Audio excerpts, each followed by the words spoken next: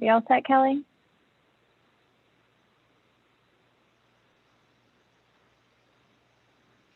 Yes, you're all set. I'm going to go ahead and get started. Good evening and welcome to the Scarborough Public Schools Board of Education meeting for December 3rd, 2020. Could I please have the attendance? Sure. Mrs. Giftos? Yes. Dr. Gill? Yes. Ms. Casalonis? Yes. Ms. Layton? Yes. Mrs. Lindstrom? Yes. Mrs. Seither? Here. Mrs. Turner? Here. Mr. Bennett? Here. And Ms. Giftos? Here.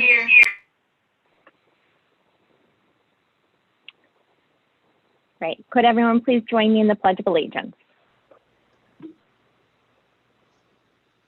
I pledge allegiance to the flag of the United States of America and to the republic for which it stands, one nation, under God, indivisible, with liberty and justice for all.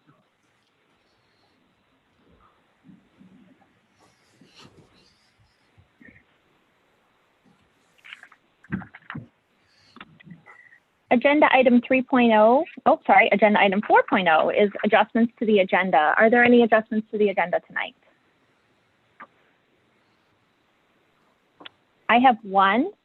I would like to move agenda item 6.4 SHS 2020 school trip to after agenda item 6.1 enrollment update to allow Mr. Trontolito to speak before we hear from our other presenters this evening.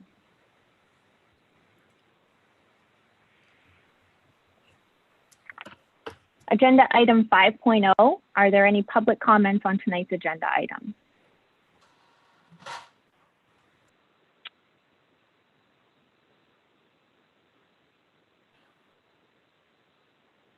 Seeing none, I'm going to close public comment. Agenda item 6.0, Superintendent's Report. Thank you, April. I would like to make an announcement tonight, so if you could just bear with me for a couple minutes, that would be wonderful.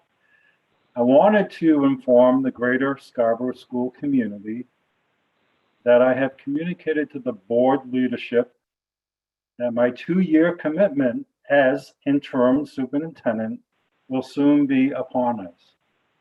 I am most fortunate to have had this opportunity to work in a high-performance school district and to serve the families of the greater Scarborough community. When I accepted this position, it seemed like an opportunity to stretch my skills and become part of a learning community that was moving forward and changes that would only enhance opportunities for all students. Fortunately for me, it was.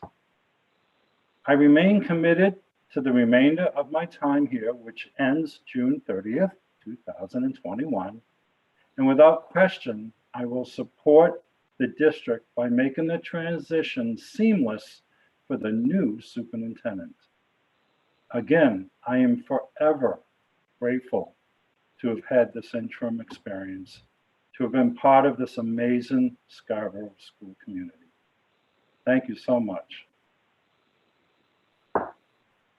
And that's my little announcement. And again, I was in the high school today in the morning, early morning, and walking around, and I'm looking at the students and how respectful, how polished, how focused they are.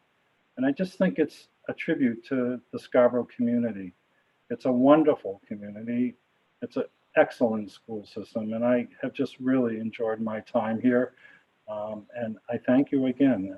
And I'd like to leave it at that. I'm an interim. I haven't been here for 20 years.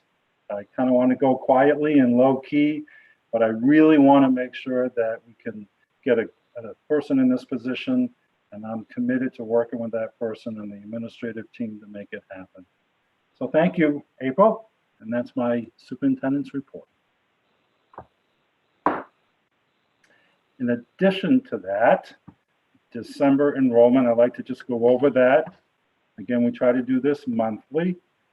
And as you will see at the very top going across, we're comparing this year from last year. And then we're going to look at how many homeschool students we have, how many remote students, and how many hybrid. So starting with the high school, we are at 944 students currently. Last year we had 988. We have 3 homeschool students and 112 100% remote. And hybrid, we have 836. At the middle school level, currently we have 704 students. A year ago, we had 699. We have 19 homeschool, 116 remote, and we have 592 at the hybrid. Wentworth, we have 610 students, 666 last year. And with homeschool, we have 19, and we have currently 78% remote. And then in addition to that, I just want to get, whoops, sorry about that. Just lost my camera. Oh man. Well, let's see. Well.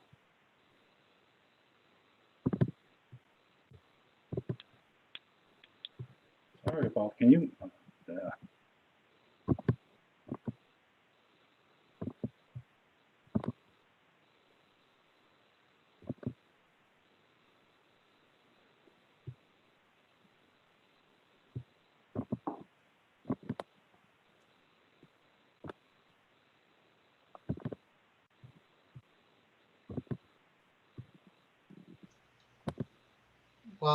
While Sandy's working to kind of reconnect, can I ask a clarifying question? I think Diane, you'll probably be able to answer this. I know I've asked this before, but since we have some different people in the audience tonight, I just pulled out my calculator. I'm totally that guy. And I was just looking at the numbers, and as I recall, the way this works is that total numbers, so like the high school at 944, that includes the remote and hybrid people, but not the homeschools, right? Yes, that's correct. And that would be true of the 2019 number as well. That number would not include anyone that's homeschooled. Right. We have, we've actually, never on a monthly basis reported out homeschoolers before this year. And when we went to the hybrid model this year, and understanding that, folks are making many different decisions in our current environment with this pandemic, we felt like it was important to be reporting that during this school year. Right. Okay. I was just trying to add everything up in my head. And so I would just wanted to, for anyone at home that's as data obsessed as I am, I just wanted to ask that. Right.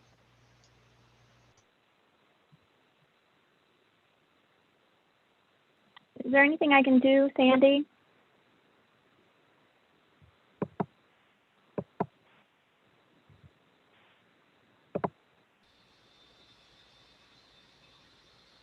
there we go. Okay, sorry about that. You hear me okay? No problem. Thank you. All right, Wentworth School, let's go back to that. Currently 610 students. A year ago, 666. In our home school, we had 19, and 78 students went remote, and hybrid 532. At Blue Point, currently 199 students, and last year we had 202. And again, if you look at all 3 elementary schools, homeschool, we're looking at 34 students, again, K through 2. At Blue Point, we have 38 students who are 100% remote, and we have 161 students at hybrid. At Eight Corners, currently we have 227 students. Last year we had 240. And when we look at the remote students, 100% remote, it's 54 students. And hybrid, we have 173 students. At Pleasant Hill, currently have 183 students. A year ago, 204. When you look at the 100% remote, we have 37 students, and with hybrid, we have 146. So when we add this all up, currently this year, we have 2,872. A year ago, 2,999. And with homeschool students, total of 76. 100% remote in the district is 435 students. And when we look at hybrid, it's 2,436. That is it for enrollment. Thank you, Sandy. Mr. Tranquilito, I have promoted you to a panelist, so you should be able to unmute. And if you want to turn your camera on, you can, but that's your choice. Yep. I didn't realize it wasn't on. I apologize. No worries. Oh, can you see me now? Yes. Okay. Sorry about that. Welcome. Thank you. Thank you for, by the way, thank you for putting me toward the front of the agenda for this evening. And I just want to don't want to take too much of your time, but first I just want to echo Superintendent Prince's comments about Scarborough schools and definitely the high school. As we've been navigating this semester with a hybrid schedule and kids being remote, I must say overall the kids have been phenomenal. It's been from my perspective anyway, I'm on the senior hallway on the first floor, but it's just been a really awesome transition from Q1 to Q2, and now we're heading toward the winter break. So I totally agree with Superintendent Prince that the high school students have been phenomenal. The reason I'm here tonight is to look ahead to 2022, which sounds very far away, and regarding international travel, which sounds obviously like a complete impossibility right now. But I have been working for about 10 years with EF Tours and have conducted 10 trips, I think now, to Europe with students from Scarborough High School.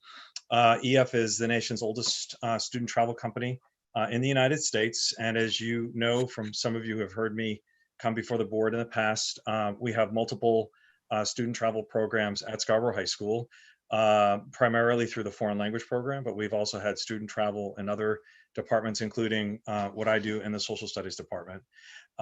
We currently have a trip scheduled for June of this year, so June of 2021. I have about 26 students signed up to go to Italy. And believe it or not, EF Tours has signaled that they are going to notify us by the first week of May if we're a go or if we're not a go. Obviously, we're at the early phases of a vaccine. Obviously, can't predict where we're going in the next 6 to 7 months, but EF Tours remains optimistic. And what's really astonishing too, looking at our student community and the parents in Scarborough, is that virtually everyone has sat tight and is remaining on the tour. I think I've had one person who is contemplating withdrawing from the tour. And the great thing too, real quickly, is that EF promises a full refund and or a travel voucher for a future student trip if a student decides either they don't want to go in June and or if we are unable to go in June of 2021. At the same time, if you really want to know the history, I had a trip scheduled in June of this past June, so June of 2020, and that is also pending and on hiatus. So to make a long story short, I'm going to be if we go, I'll be running 2 tours within 2 weeks of each other in late June and early July. The delayed June of 2020 trip to London, Paris, and Berlin. And then we return, and then about 10 days later in July, a group of students will be going to Italy that has been planned all along for June of 2021. So we're all just holding tight, and we'll see where we are in early May. And at this point, most students seem to be signaling they're ready to travel and or are willing to take the voucher and go at a later time when it's convenient for them and possibly their college careers to do a student tour at a later date. Why I'm here tonight is to talk about a trip in June of 2022, and that would be to Greece. I've conducted this tour in the past. About 4 years ago, we went to Greece. It includes Athens and some of the islands. It's a historical tour. The kids who went on it had a phenomenal experience. And the reason I'm coming to you tonight is simply to plan ahead. And even though 2022 sounds very far away, generally about 18 to 24 months before departure is when I promote the trips. And I think the biggest reason is it gives people more time to plan. And for many students, particularly who finance the trip themselves, quite a bit of our students fund these trips on their own earnings. It gives them 2 years to basically plan ahead finance it, and plan accordingly that way. So I'm tentatively looking at holding a informational meeting for students who might be interested in traveling in 2022, possibly maybe late December, or more likely in early mid-January of 2021. So I just wanted to reach out to you tonight to give you an update on student travel with my program at Scarborough High School. And I do know that we have, in the past, we've had trips, of course, in foreign language with Spanish and French and other programs in the building. And I do think the kids who do participate in these programs are really changed by them. They inevitably, as I hear from them, and they go off to college and beyond, they often do a semester, a year abroad in college and or graduate school. And it's just a phenomenal experience. And I'm very lucky to be a part of the program. So I just want to reach out to you tonight and thank you for your attention. If you have questions for me about any of these possible trips, looking at COVID right now, I'd be certainly happy to answer any questions. Thank you so much for coming and giving us what was a pleasantly optimistic update. And I will certainly keep everything crossed that we find ourselves in a very different place in the spring, and that these students are able to take advantage of these amazing opportunities.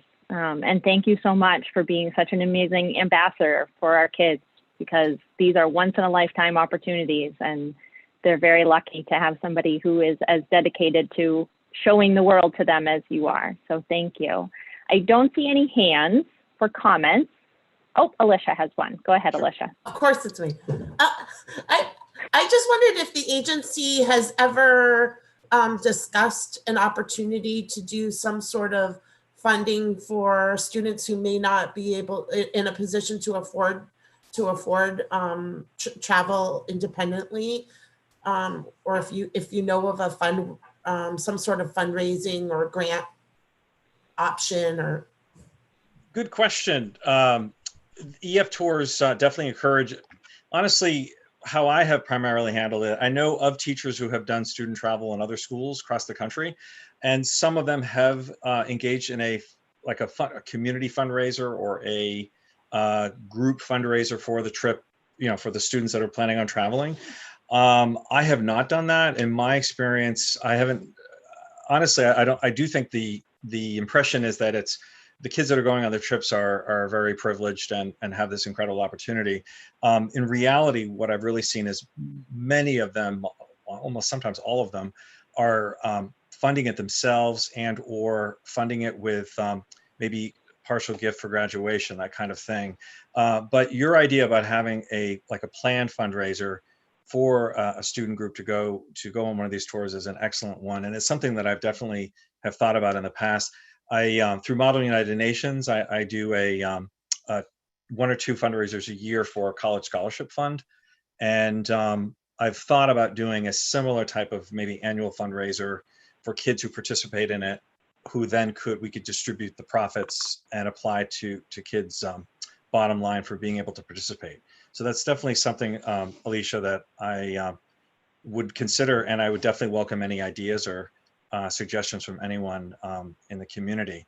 But that is a very good point, because there are definitely ways that we could do that to get more kids on board. I would say real quickly, what I'm really impressed with is that through the years, and generally I bring on average 25 plus students. One year, about 4 years ago, I took 40 kids. Which was basically, we had our own tour by ourselves. Inevitably, we usually end up traveling with 1 or 2 other high schools from across the country. But the fact that so many kids from the high school in the past have really worked hard to come up with the funds and prioritize, that in their budget to make it happen is impressive too.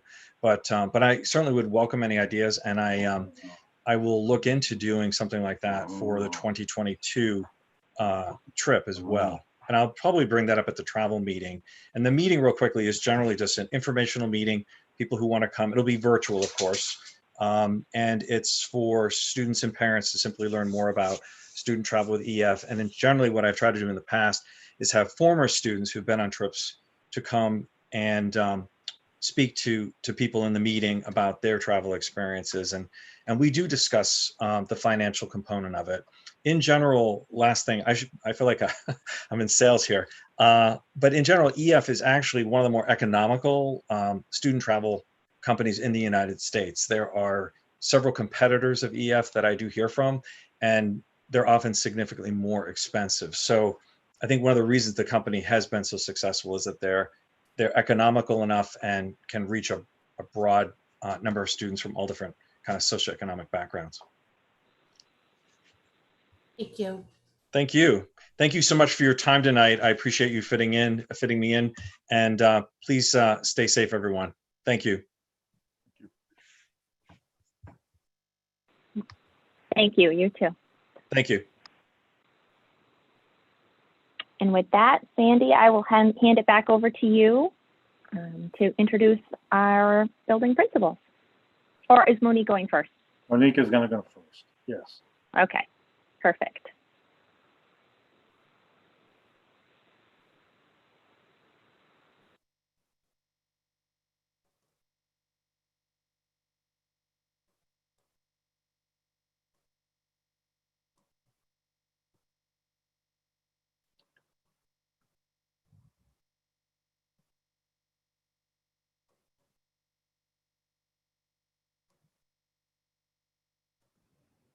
Good evening. Are you all able to hear me okay? Yes. Nodding heads. Wonderful. Thank you for having us tonight and providing the opportunity to share some data that we've been collecting and beginning to analyze. Two sources of data I'm going to talk about tonight. First will be the back to school survey from Panorama and the fall diagnostic assessment results from the iReady testing. So buckle your seatbelts and get ready, Mr. Gill, to get your data geek on, and we will get going here with lots of data. So a little bit of background information about each of these tools. Panorama provides us with the ability to do surveys. Primarily, we were attracted to it because of social emotional surveys, but it also has family and school community surveys, and we've taken advantage of this for our START team when we got going, and now our back to school survey as well. So the surveys are provided to students in 3.5 and 6.12, two different versions with slightly different vocabulary, but essentially the same topics and questions. Also, we survey our families, and we also surveyed staff, our instructional staff, as well as our non-instructional staff. The questions are organized around particular topics, and each topic has anywhere from 2 to 6 questions. We honed down quite a bit of what they offered us just because we wanted to make sure that the surveys could be completed within about 10 to 15 minutes. The survey window was about 10 days in early November. And there is a link in this slideshow, and this will be made public, and I will share results on the web page as well as share in the weekly newsletter to all the detailed results and reports. I'm just doing an overview tonight on Panorama. iReady, we're sharing the fall diagnostic tonight. I've been doing a little bit of data analysis and taking a look at what the impact of our closure last spring has had on student performance. So I'd like to share a bit of that with you as well tonight. Know that iReady assesses reading and mathematics, and our students in grades K through 9 take the assessment. You will see some, again, overview information. Know that within each of these content area, there are smaller subsets. We refer to those as domains, which teachers use to inform their instruction. It's not an achievement test. It really points towards instructional level. It also calibrates the online instruction piece, which is designed to provide instruction in the areas that students have gaps. And our survey window, it was about a month. It started in October, and we ended about just after, on November 13th, just after the, it took Veterans Holiday. Took us a little longer this year because of our hybrid structure. A little bit, next slide indicates an overview of the survey topics. I'm not going to go through each one, but there are the responses also in that second row. I will share with you that for the grade 3-5 students, our Wentworth students, that was a rate of 52%. For our students in 6-12, it was 65%. For our families, we had a return rate of 45%, so roughly half. K-12 instructional staff, we were at 81%. And for our non-instructional staff, 38%. And now a little bit of information in regard to how the survey is constructed. The reports come back in a percent favorable. And the percent favorable means that for any of the questions, you'll notice that example question there. If there are 5 choices and they are listed from more negative to more positive or more favorable, they set a bit of a high bar around favorable. So you'll notice not at all excited, slightly excited, and somewhat excited. Those 3 responses would be considered less favorable. They pull the top 2 favorable responses from the data. So you will see a percent favorable. No, those are the top 2 choices. If there were 5 questions, if there were 7, it would be the top 3. So for our students at grades 3-5, and these are the 4 topics we assessed. And this is in the order of percent favorable, with student engagement scoring the highest in terms of percentage favorable. And I'll speak a little bit to each of these. Our student engagement is really around how much our students pay attention to and are invested in what goes on in the classroom. And not surprisingly, they're pretty excited about what's going on in school. And we'll see some data that confirms that in a bit.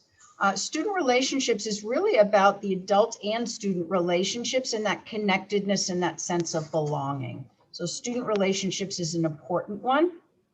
Also academic needs, and academic needs, the questions range anywhere from confidence in how a student feels confident in their ability to do well in school, all the way to how's your internet connectivity? Are you having problems with that? So it really tries to get a gauge on what their needs are academically.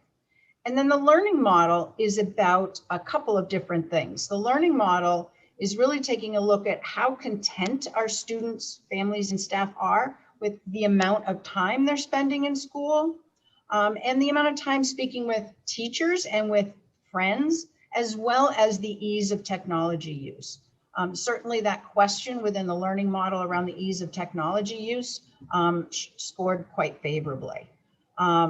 Not to usurp the final slide, but it may not be too much of a surprise, but at 3-5 in particular, in response to a certain question in there, over half the students at Wentworth want more time in school. Not surprising. Likewise at 6-12, if we jump to the learning model piece, they also want more time in school. A spot in the learning model that was particularly low that we're paying attention to is their satisfaction with their time spent speaking with their friends and interacting with their friends. That was less favorable, only scoring at about 26% within that category, which brought that learning model down. You'll notice here at 6-12, there's an additional topic, school public health safety measures, and that really addresses how students feel about the safety protocols that are in place at school and how easy they are to follow. And you'll notice that the school public health measures across all these data sets score rather more favorable than the other areas. The 2 areas that we're diving into a bit is the learning model, because it scored relatively less favorably. And also the student relationships piece. And it's no surprise, given the environment we're in, is that our students reported that their connections to students was only at about 28% favorable. And their connections to adults was 29% favorable. So those are 2 areas our building principals and our staffs are going to be looking into more closely. In terms of families, We did ask the topic around additional family assistance, and this was in regard to food security, childcare, internet access, those sorts of things. If you recall, in the spring, we asked those questions as well. Here, you'll notice that the learning model is also relatively low, but interestingly enough, they're over 55% favorable was the score around the question with the satisfaction with the way in which the learning is currently structured. Less favorable at 49% was our families' confidence in their ability to support their children. And in terms of student needs, our families are worried about their children. There's a concern over SEL and peer relationships. That score was at about 49% in terms of student needs. But on the upside, relationships with adults was much more positive, scoring that question scoring at about 73% favorable.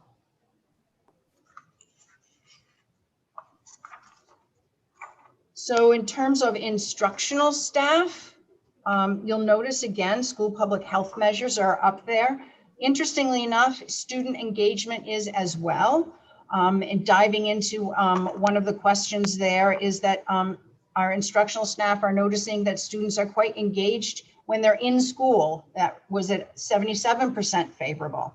And yet engagement is a little less favorable in the virtual environment, which was about 34%. So we're going to need to tap into and dive into that to learn more about what's going on there and develop some strategies. In terms of student needs, across the grade levels range from 80% to 28% when I looked at it across grade levels. And the lowest concern area was in the, our teachers are worried about our students' social emotional well-being as well. And that was at a 27% favorable. As you recall, we began the year focusing on the social emotional learning pieces. We met this just before this meeting with the K-12 SEL committee, and we had conversations around this data, and they had an opportunity to begin to take a look at their action plans around that.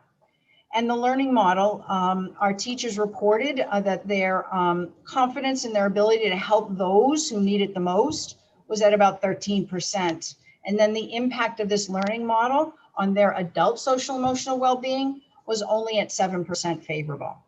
So our K-12 SEL committee is going to be doing some work focusing on adult SEL, as well as the wellness committee. We'll have access to this data and take a look at resources so that we might help better support our staff. Non-instructional staff really mirrors the instructional staff. We did not ask the topic around student engagement, but wanted to hear from our non-instructional staff as well, because they too have a perspective on our students. And in terms of student needs, they're worried about student social emotional well-being as well, with only about a 28% favorable response there. And yet, interestingly enough, when we asked the question about whether the extent to which they're worried about student behavior, that was 72% favorable. So which was interesting. The learning model, the one question in terms that was there in terms of how is this learning model impacting your social emotional well-being, the percent favorable there was 34%. So in summary, if we were to draw some broad observations around this data, higher favorable results were the safety pieces. People are feeling good about the safety protocol that are in place, and that we saw across students, families, and staff. Also, student engagement from instructional staff feedback and student feedback was more favorable, had higher favorable results than some of the other topics. Communication also was there about mid-range. Of concern, and we need to do some more study of the data and have conversations, is the learning model, particularly that question around social emotional well-being. We are all stressed. This is an anxious time, and we need to help support each other in taking care of ourselves. Student needs as well. Staff are worried about our kiddos, and families are worried about our students as well. And so we're going to be taking a look at that data more deeply as well and see what kind of action planning we can do around that. and student relationships. Not surprisingly, for our adolescents who are quite concerned about their social lives, they're not feeling as connected as maybe they want to be and maybe should be at this point in their lives. I'm going to switch gears into the iReady very quickly, unless there are some quick questions. Nick has a question. Go ahead, Nick. I'm fortunate that my mute button is the right way, April. Otherwise, I'd be totally confused like you. I just wanted to ask a really quick question. So obviously that survey is very powerful. And of course, when we're looking at surveys, the number one thing we want to think about is validity, which is why using a product like that, as opposed to some homegrown product, it has a lot more clout. And so I just kind of wanted to ask, do we have any kind of information about the validity of that survey, how widely it's used, what kind of information we've gotten back that it's telling us what we think it's telling us? Yeah, the Panorama for Education, they're involved in their surveys are used in over 1 million, 1 million students. They're used nationally. I participate in some of their professional development, so I am able to network with leaders across the country. So it has gone through and met validity and reliability benchmarks. That's what these folks do, and they're tapped out of some of the work that out of Harvard University and some of the work that's done with research and education out of Harvard. So Perfect. it is well-grounded. The other piece that it also adds for us is, and there's an element within the reporting software called Playbook. And they have a relationship with a number of different providers, whether those are activities, learning activities, those sorts of things. Everything from Second Step, all evidence-based sorts of activities from a variety of organizations. So as we look online at the results, we have the ability to also break it out and break it down. But what happens is they are playbook suggestions are being made, what activities. So for example, in the adult SEL, there are adult SEL sorts of activities from which the K-12 committee can draw from to implement with students as well as with staff. Great. Thank you so much. Alicia? Thank you. I was really encouraged when I saw the data. I thought, you know, how favorable it really appeared to be. And I wasn't surprised about the response related to social emotional learning. I think it's sort of a microcosm of what we're seeing in society in general. And I don't want to focus on my own kids and own interests, but that's what I know, you know, most, where I get the most feedback. And, you know, I do hear from peers that you know, that they're concerned about it. And one of the feedbacks that I've heard from my middle school daughter is about mask breaks and interacting with peers, and how that has been difficult and become even more difficult during the colder weather, that sort of limits their ability to interact. And so I thought that was interesting feedback from her, and it made me wonder sort of what the other schools that I don't know about are doing, and how, given our climate, especially unfortunately, how we can foster those relationships safely. And you know, they're there, it's like they're so close, and it's such a, you know, and I know that you've been really thinking outside of the box, and I was just wondering what steps you've been thinking about as that has become a barrier. That's something that the principals can better answer, because they are living it every day in terms of the constraints within their buildings and the safety protocol. I do know that I have listened into conversations that they've had in trying to think about the many different ways that they can accommodate that. Diane? Yeah, I was just going to add that the other interesting phenomenon that's happened in the past couple of weeks, Alicia, is the state has changed the requirements around mask breaks, and they've really tightened them up. And so mask breaks can't be longer than 5 minutes. Students have to be you know, not moving around. It's much more prescriptive than it was earlier in the year.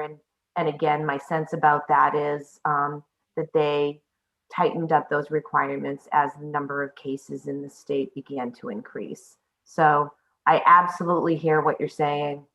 That makes perfect sense. Yeah. It's just so sad, you know? Yeah, I don't disagree with you at all. Thank you. So we're just going to have to be even more creative.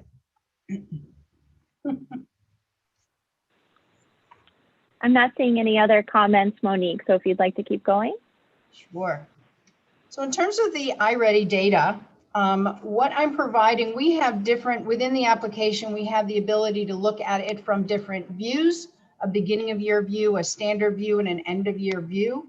I'm just making it clear that we're looking this today, so for consistency's sake, out of the beginning year view.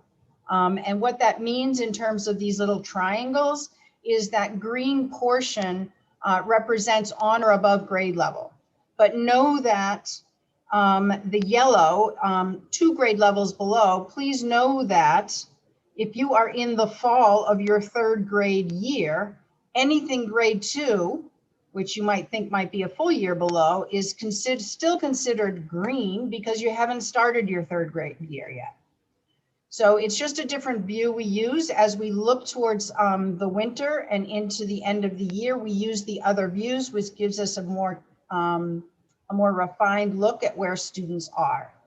And again, this is instructional level, not achievement, and that it also calibrates the online instruction. So for reading, what you have in the next slide is reading. And if we look at all the students who were assessed in the beginning of the year, fall 2019, you'll notice that across all the schools, 83% of our students were at or above grade level. You'll also notice, as a result of this fall's assessment, all the students who were assessed in that green area on or above grade level is 87%. So some of the notions and wonders and worries and anxiety that I had been fielding is, oh my gosh, our kids are going to be so behind. This is going to be catastrophic, on and on and on. And our charge last year was to continue the learning. So I'm going to share with you some bits of data here around that, some different views of the data. Know that with this, in 2019, we did not start, this did not include our kindergartners. And in fall of 2020, we did not assess our 10th graders. So I'll point some of those pieces out as we go along. In mathematics, you'll notice if you focus on that tier 1, 85% in the fall of 2019, 86% in terms of on or ready for grade level this year in fall of 2020. I've even had staff ask the question, well, did they adjust their standards? No, they have not adjusted their standards. They're using this against the same set of standards.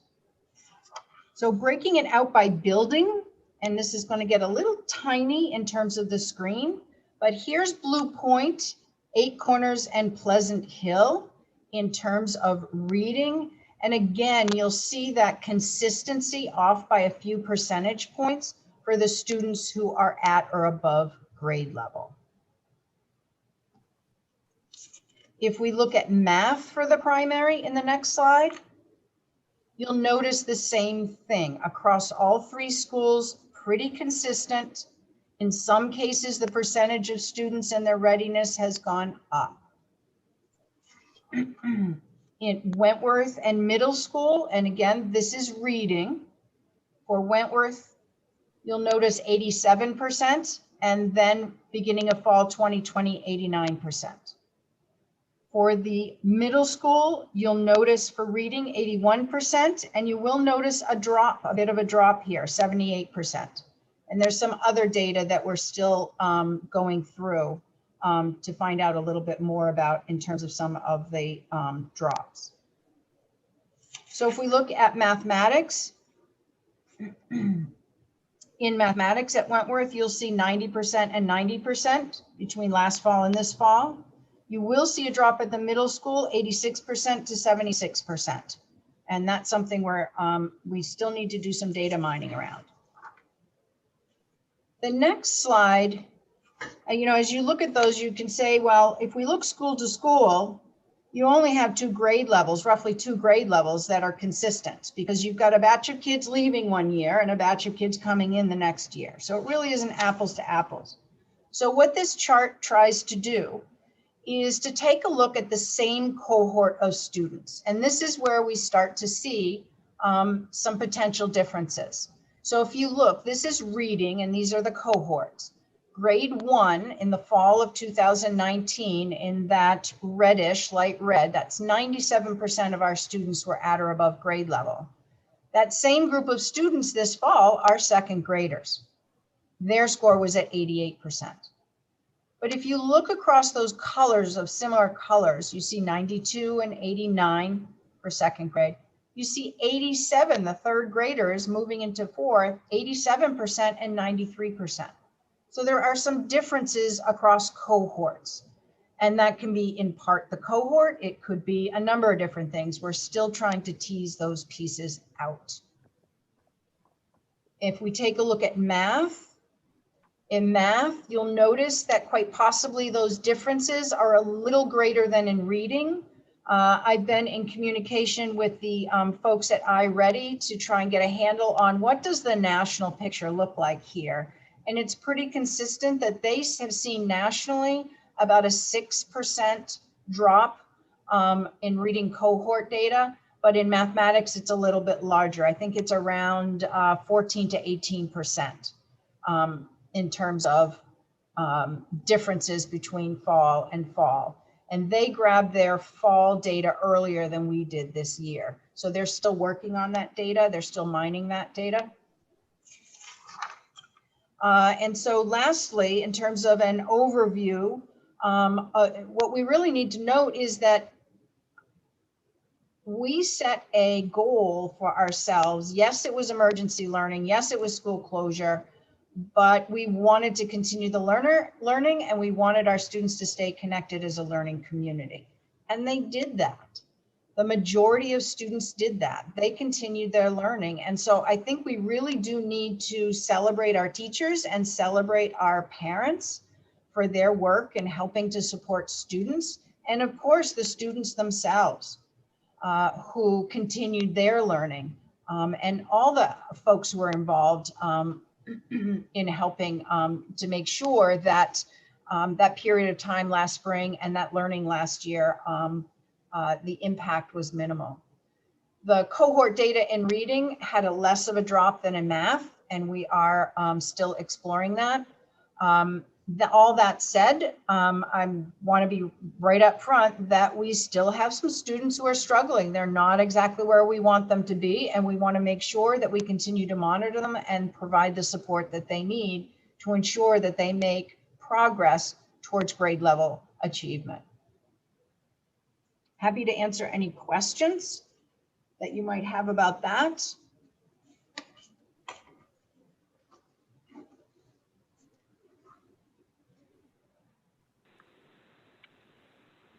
Monique, I don't know if you're even going to believe me, but no one has their hand raised. Wonderful. Thank you so much for your time. No, Monique, thank you. And thank you for giving us, a high level overview. I know that as a parent, I had been anxious to hear back on some of the iReady data. This is a lot to take in and a lot to process in terms of thinking about where some of those discrepancies come from. But I certainly appreciate you giving your time to us tonight. So thank you. You're welcome.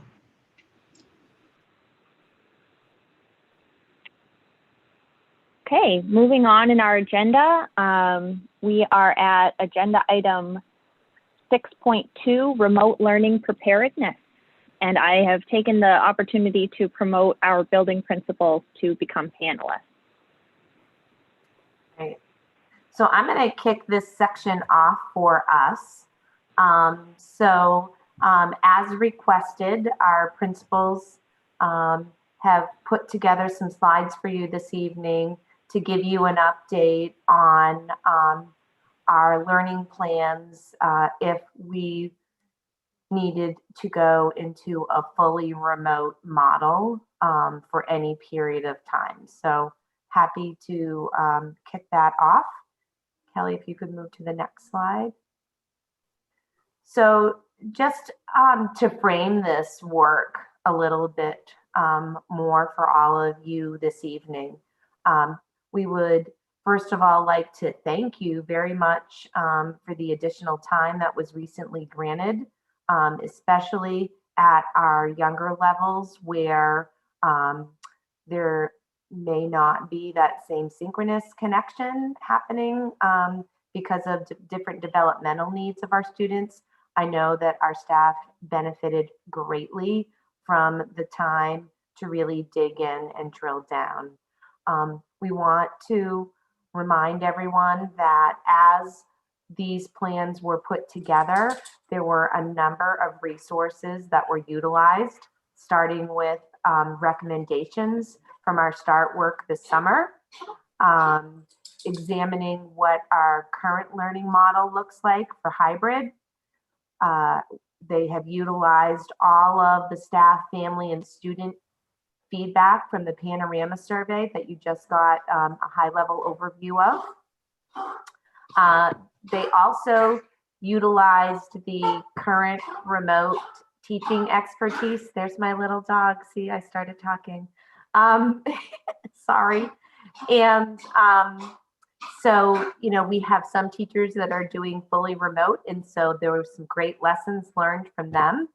And then they examined what are some of the best practices that are out there around distance learning. And so there are a couple of resources that are right here on the slide. The Distance Learning Playbook has been utilized K-12 and connecting with students online more so at the K-5 level. And we also have utilized student data. And oh my gosh, I'm sorry, that is so distracting.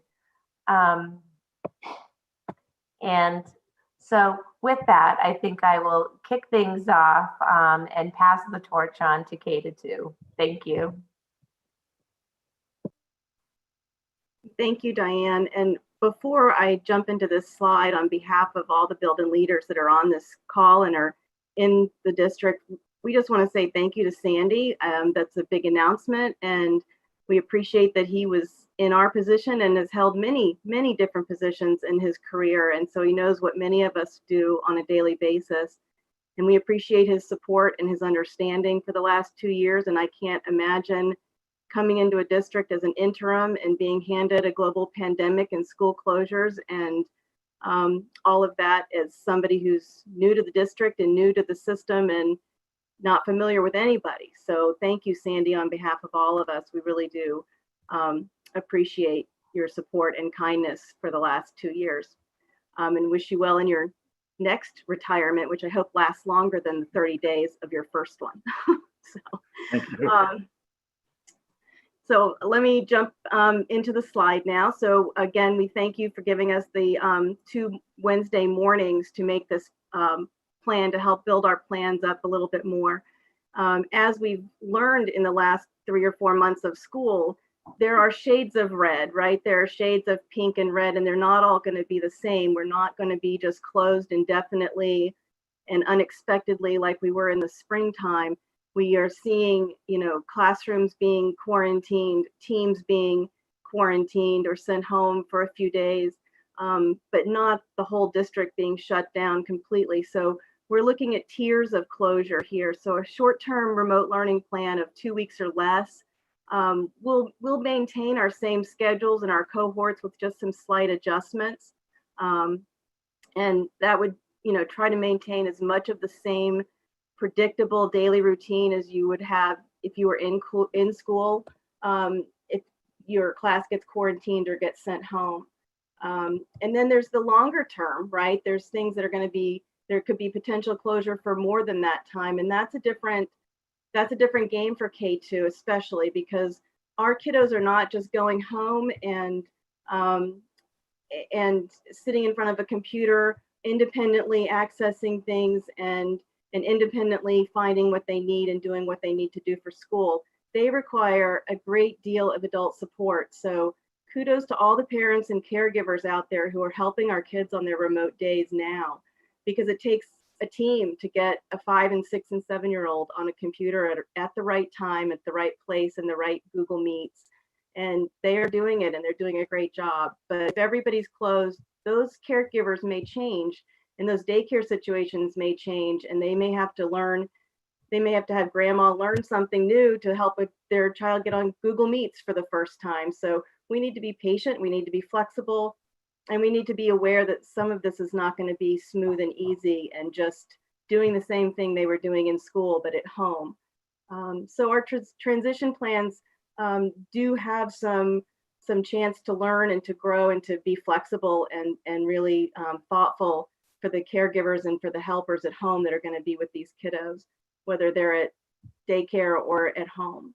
But we want to provide a very predictable daily schedule for kids to be online live with their teachers, to hear instruction and to see their classmates, and then make sure that we have a really good, clear system for distribution of materials and things from each building. Right now, our fully remote cohort C teachers have a really good system with their families of pickup and drop off of materials, curbside distribution, as we call it. And we can expand that to include all the other homerooms as well. So we're learning a lot from our 100% cohort C teachers and how they've managed to build schedules that work for kids and for adults. And that's what we'll be doing. I think Jessica has the next slide. Good evening. Before I talk about this, I just want to thank and let you know that although Ann and I are speaking tonight, Kelly Mullen Martin definitely was helping put all of this together and actually got us started on our slides, and she is home under the weather. So I just want to make sure you guys know that she sends her her best, and we wish her well in feeling better. So when we think about a K-2 student going into a fully remote learning environment, we wanted to make sure that we addressed the priorities for that. And as Ann mentioned, our K-2 students are just not yet independent learners, and they require a great deal of adult support. And in that remote environment, that support may or may not be a family member. So we also have to keep in mind that they're in a variety of settings with a varied level of support. When we talk about attendance in a remote environment for a K-2 student, as any student actually, we're not just noticing if they showed up and are present on the screen. We're paying close attention to their level of engagement, and we've been talking a lot with our teachers about how we maintain and increase engagement in that remote environment. And Monique spoke a little bit to this earlier from the Panorama survey data. Our students need a variety of academic and behavioral supports, and this does not go away in a remote environment. In fact, this was one of the areas on our Panorama survey that our staff expressed they were most concerned about. And just like we support students, we have families that need us in different and unique ways. So we want to make sure we're staying current on those needs and responding to them promptly. In our full remote plans, we're really hopeful that our buildings would remain open so that we can access everything that we need, from curriculum to copy machines. So that materials drop off and pick up that Ann mentioned that's already in place with our cohort C families would be a coordinated effort school-wide, and making sure that everybody got what they needed in a timely way. And then our perhaps most important priority, of course, is making sure that our communications are strong with our staff, with our families, and also with each other. So that this is our list of what's the most important things we want to keep in mind as we transition, or if we transition to a fully remote learning model. And our next slide, Kelly, is, or whoever's navigating, are two examples of what our hybrid teachers have created in the 2 days that we were granted to work on this. So we've got a first grade sample and a second grade sample so that you can see more clearly what that day might look like for a student who is transitioning from a hybrid model to a remote model.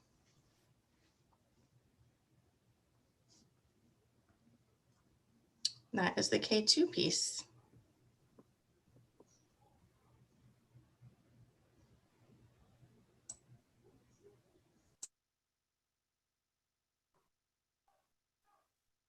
So next we'll move. Leanne. Oh, Oh, sorry. why don't we, since Leanne has her, that's okay, Dan. Since Leanne has her hand up, it probably makes sense to chunk out the question. So go ahead, Leanne. Thanks. This may be applicable across all phase levels. There was the conversation about a 2-week versus a longer term.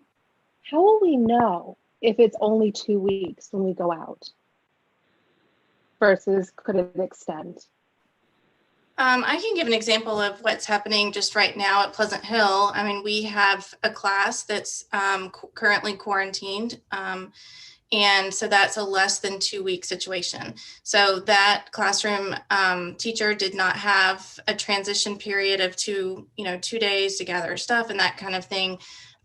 We had the conversation on Sunday afternoon, and she emailed a schedule out to her families on Sunday night. And so it was a seamless transition into a remote setting. And that's, in our minds, what we think would be a less than 2 week. It's really that close contact quarantine type situation.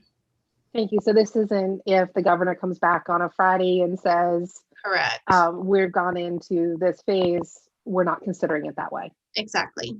Perfect. Thank you.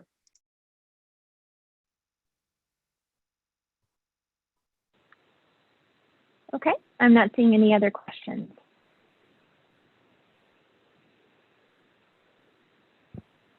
Hi, everyone. Good evening. Just making sure that you can hear me okay. Great. We can, Kelly. Great, thank you. So K5 worked really closely on preparing for those 2 half days that our staff had to prepare for any potential transition to fully remote teaching and learning.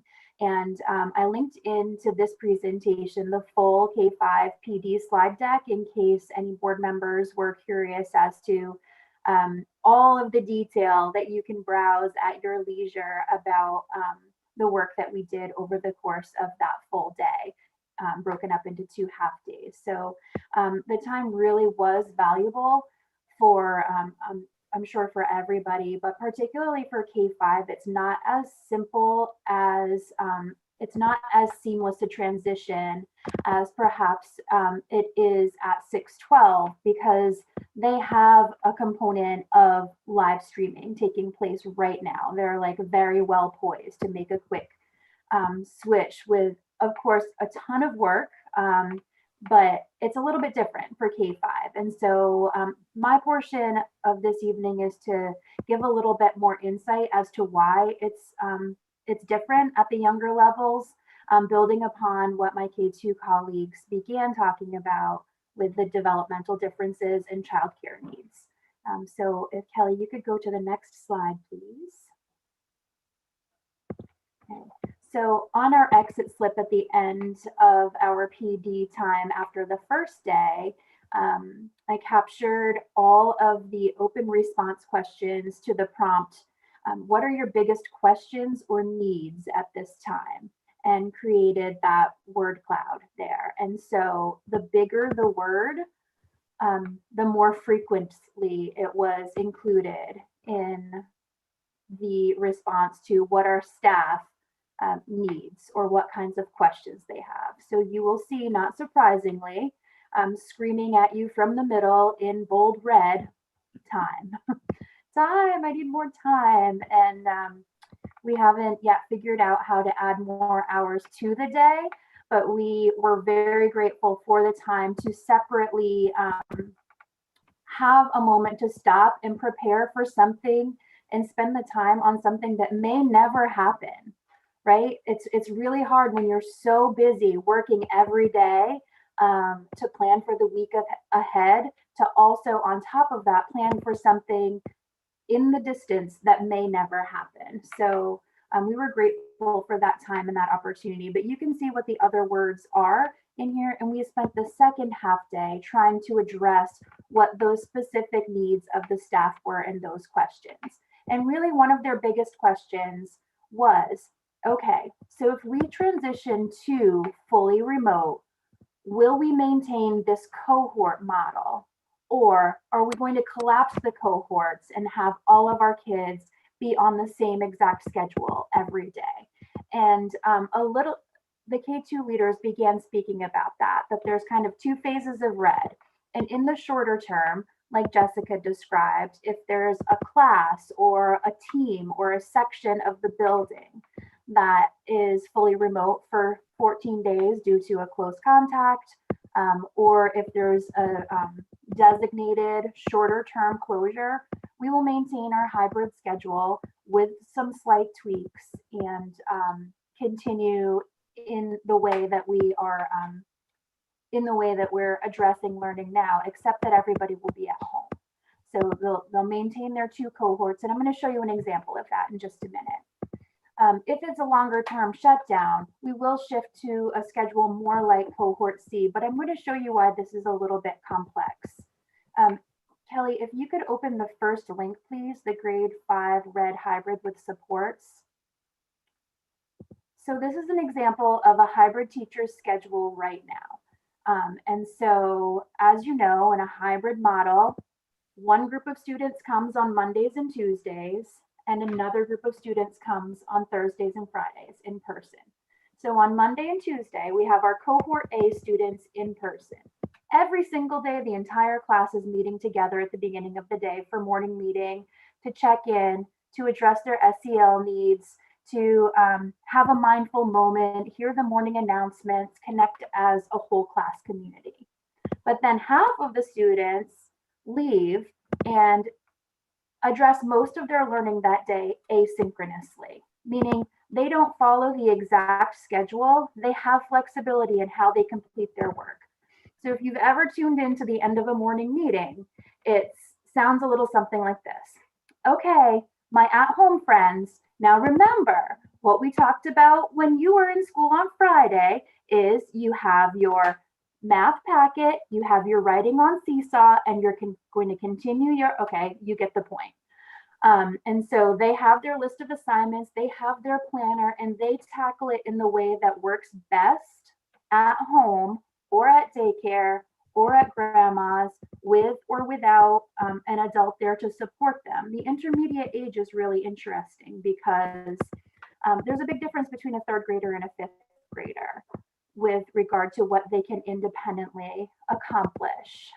April's nodding her head because I think she has both. So there's a big difference between those developmental ages and the amount of support that they require. So our at-home friends on Mondays and Tuesdays are sent off to address their work asynchronously. They have a couple opportunities to check back in with their teacher, but for the most part, they are following their schedule. Now, those yellow highlights that you see are the schedule for some at-home friends on their remote days. So the yellow highlights are kids who are at home, but they have scheduled support services during their asynchronous learning time. So they have specific times that they'll log on throughout the day to get perhaps social work, perhaps speech therapy, perhaps some OT, doing some OT exercises, or literacy support, or math support. That breaks down to there are 95 students in special education who may receive related services. So not just at reading time, you go to reading, but you may receive those services that I just mentioned. And there are over 125 students in academic support at Wentworth receiving those types of services. So it's a lot of kids who are scheduled at specific times on their at-home learning days. So why we can't just say, okay, now that we are fully remote, this time from 9:45 to 10:45 every single day is going to be math for everyone. is because that would completely disrupt all of those 295 students who on their non-cohort days are receiving support services. So this took a little bit of time to figure out. Took a little frustration, a little sweat on the part of our staff, and I think that we came to a pretty great compromise. So Kelly, if you would go back to the slide deck and then click on the second one, sample fully remote with supports. So some of the givens are that everybody has to maintain the master schedule, but within that, and Kelly, if you could just slide down a little bit so that we can see perhaps that first block, perfect. So morning meeting, that's not going to change a bit, and everybody is going to tune in for the very beginning of the math lesson and have these structured times that staff will touch base with their class. But some kids are going to go off and do their asynchronous work, and that would give those students with the highlights their opportunity to continue attending their support services. And then the students who would have been in school are going to stay online with the teacher and have their more synchronous learning time. Okay, so it won't be exactly that they're all doing the same thing at the same time, because guess what? That's not how it happens in regular school anyway. When we're all in person together, the teacher is very rarely at the front of the room having all of the children do exactly the same thing. We work in a workshop model at the K-5 level, and students are at different places, and they may come together for the beginning of the lesson, but throughout the course of the lesson, teachers are checking in with small groups, and students are working on different things at different paces. So over the course of the week, everybody gets, to the same place, but they're coming at it from different pathways. So Kelly, if you could go back to the main slide deck. So that final bullet on this slide, and I'm sorry that this was a very long explanation, but it's complex, is that we will align to the master schedule, maintain the support and related services schedules, and then build in those breaks and section up the main courses so that students who it would have been their in-person days will have more synchronous learning time. And if it would have been your remote day, you'll have more asynchronous learning time. Okay, go to the next slide, please. So at the end of the 2 days, we checked back in on our outcomes, and this is really what Diane went over at the very beginning of this section of the slide deck. These were the things that we sought to do to ground our work in that evidence from the surveys and look at our data, gain further clarification from our work, and capture the outcomes in the exit slip. And we wish that it was just as simple as that little picture right there, wake up, teach kids, be awesome, but it's not. Schools are really complex learning organizations, and there's a lot of devil in the details, as they say. So if you would go to the very last slide for Wentworth, these were the 4 things that we ended with. Some time for teachers to collaborate in their grade level teams, in their smaller planning teams, and with their partner teachers. They organized plans. They really thought through this schedule in many, many different ways, and landed on something that we think will satisfy each of these criteria and priorities, and started preparing materials. And then this final word cloud that I'll leave you with here today and stop talking so my middle school colleagues can have a turn here. I'm wondering if you could guess, again, the larger the word, the greater frequency. What do you think the prompt was for this one?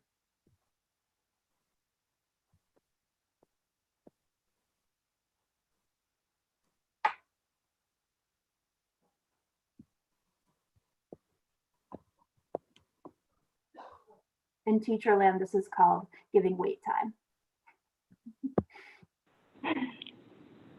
No one is volunteering their hand.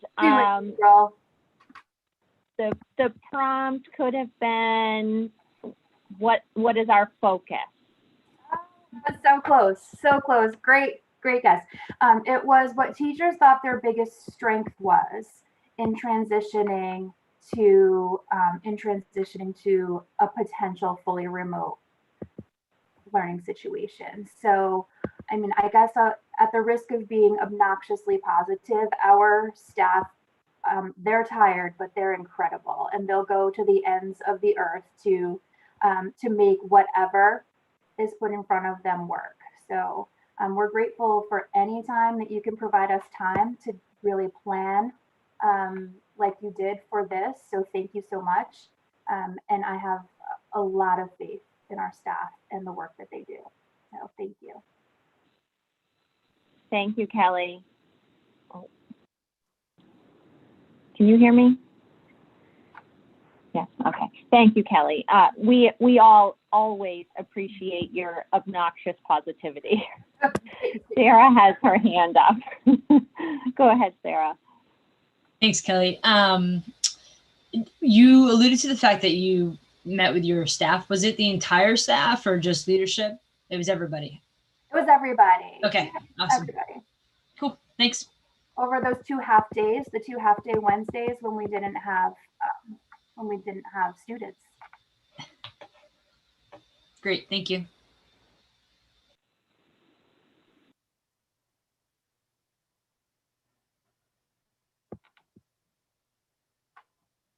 Now we can't hear you, April.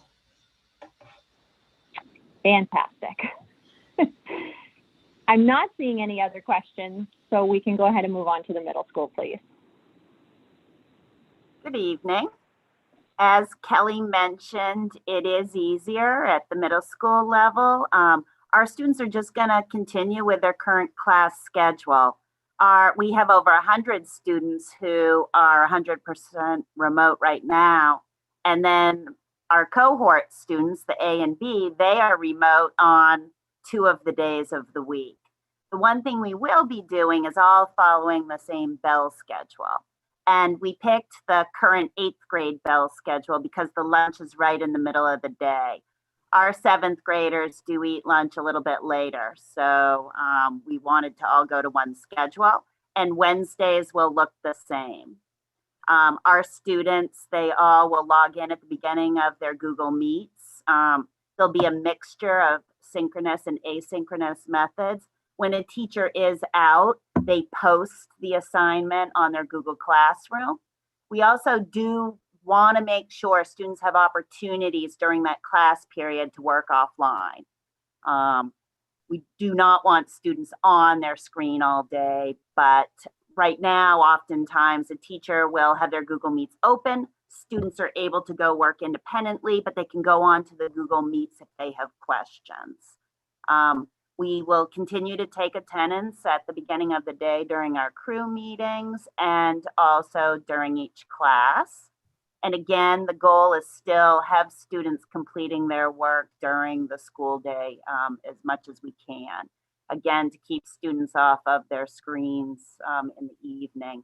And then we'll still have all of our meeting times in the schedule. So teachers will still have that collaborative time to plan their units. We really appreciated the November 18th and December 2nd day. We spent the morning of the 18th looking at our iReady data, and then the morning of December 2nd, we looked at our Panorama survey data. And so we still have a lot of work to do to incorporate what we learned from that data. The staff did noticings and wonderings, and then they listed areas to celebrate and areas for growth. So we'll be digging into those areas for growth. And we have committees at the middle school, and we have quite a few that are geared towards either teacher social emotional learning or students. And so they will be working on some of the data from Panorama. There was a big focus on the lesson planning for remote learning, and whether or not we go to 100% remote learning, the planning they did can be implemented in the hybrid model also. So they went back again, and they did this at the beginning of the year, looking at the curriculum and looking at what do they really need to cover this year? What's the essential learning? Taking those recommendations from the K-12 curriculum committee, and then incorporating the remote learning best practices into the lesson plans. Teachers have the distance learning playbook as a resource, and we also have a book study going on for optional for teachers who have joined that. And, planning for that remote assessments was something else. And there was a lot of other work, looking at technology and looking at pieces, but it was very valuable.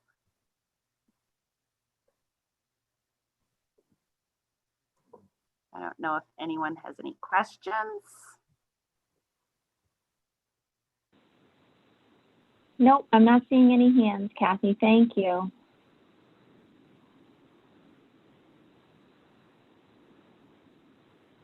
So at the high school, first I would like to do two quick things. One is congratulate Sandy, and I'll leave it at that, but congratulations.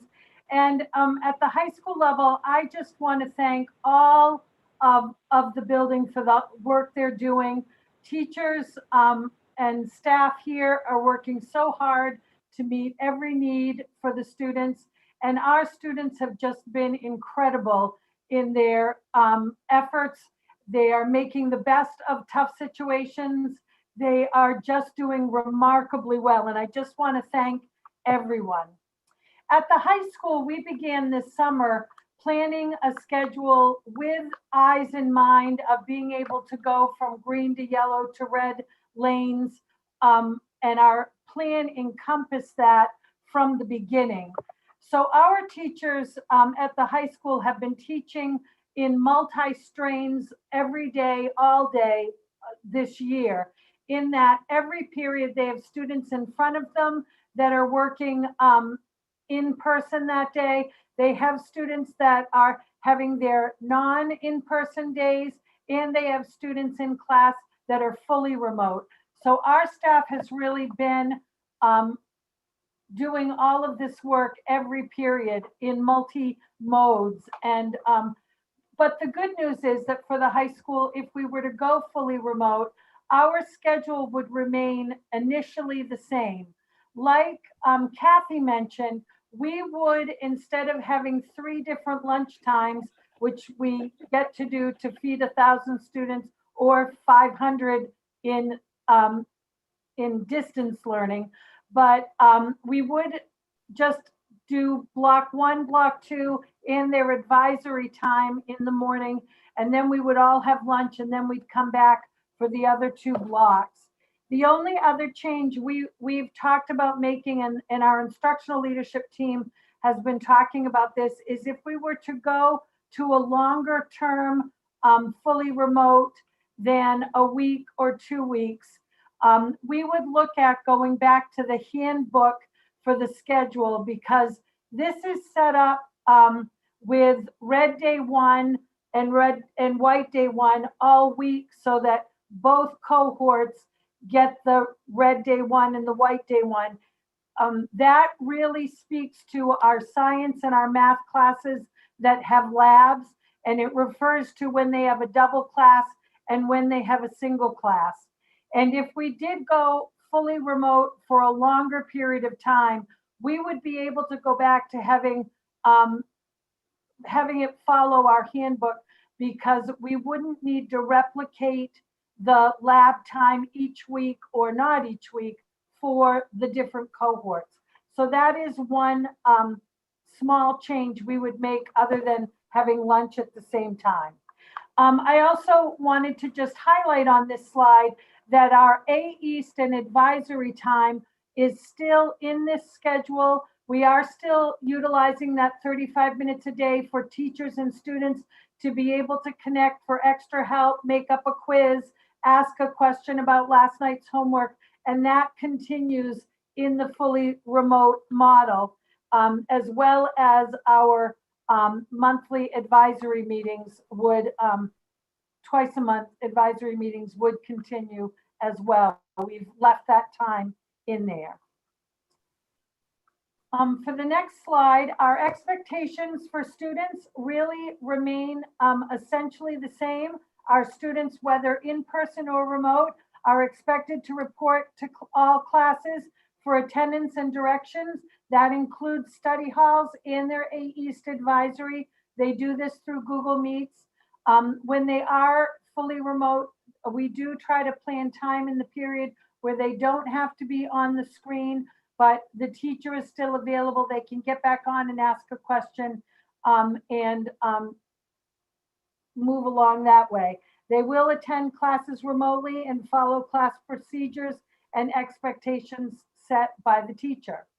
For teachers, they will just be teaching, instead of having 2 strains of students in front of them and remote to teach every period, everyone, they really, it'll be a little bit more workable for them because everyone will be remote and they'll have one audience again.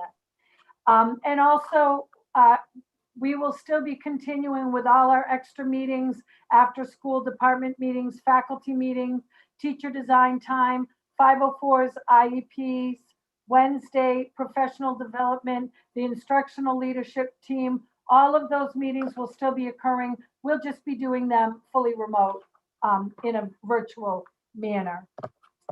I also just wanted to talk a little bit about what our non-instructional teachers, what other people would be doing. Our special education ed techs, many of them are working directly with students in a study hall setting, and they would continue to do that work virtually. Many of our special ed techs are teaching small groups at the level 1 level, and they would continue doing instruction with students and coursework. Our Learning Commons ed techs will be supporting any work through remote operations. If students with their class have research to do, they would still be working on that. And our 2 ed techs in the Learning Commons this year have been very adaptive and helpful, going into classes and doing some subbing, running some study halls, and we would still be tagging them for some of that work on an as needed basis. Our building ed techs would be used as needed, doing classroom sub work, which they pitch hit daily on. They would be supporting building needs here and remote operations.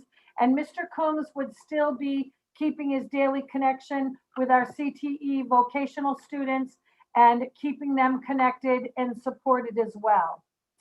Our administrative assistants in the building would continue work either in the building or remotely, dependent on the circumstances and what is currently allowed. Our goal will be to be here in the building for operations unless we are really told we cannot be in the building. Our long-term supplemental subs that are in class daily, supporting our teachers that are teaching remotely. We have a plan that we would team hit with Allison and the special ed department. If she had some holes that needed to be filled, they might get to be reassigned to help there. And also some of them would likely help us with our daily sub work needing coverage. If someone had to take a sick day, even though we were remote, they would be helping with that. So we really do have plans for all of our support staff and how they would be working with us and helping us. And we're really pleased that we will be able to support Allison and some of her needs as well. We're happy to be able to do that. So that's the high school's plan.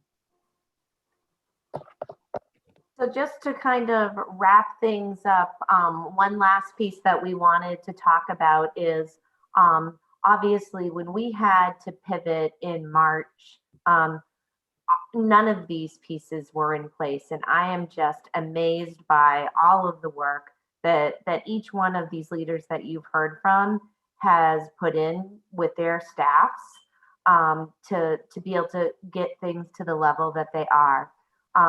Also want to just make you aware that we understand that there are many other people in our organization, and we have really tried to pay attention to planning what their roles might look like in a fully remote environment. If the governor had a stay-at-home order, for example, as we did in March.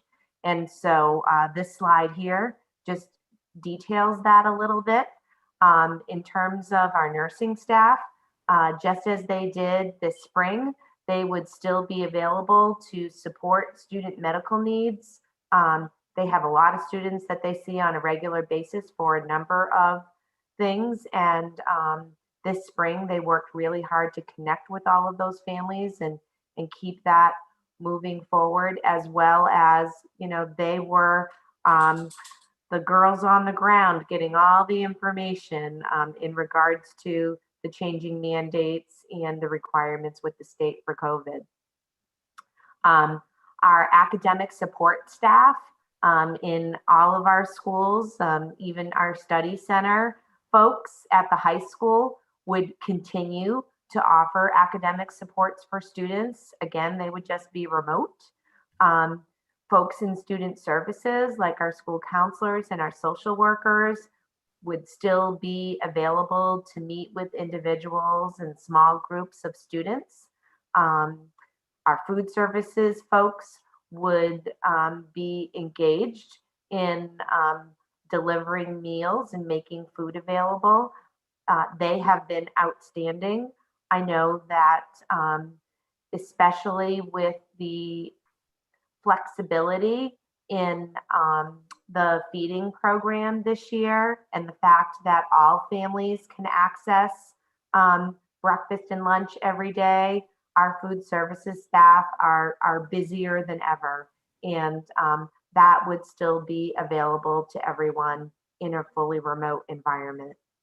Our transportation department, this spring, they became kind of our wheels in Scarborough, and we would again look to them to deliver some of these meals, to deliver materials to students as needed. And so that is within our plan. And our IT department, wow, can we just say how tirelessly they have worked as well? And if we went to a fully remote environment, I am sure the help desk tickets and the request for tech help would continue. And so, again, I think that we have just tried to take a real organizational view of digging into what a red environment could look like. And so hopefully this helps to paint that picture for all of you now.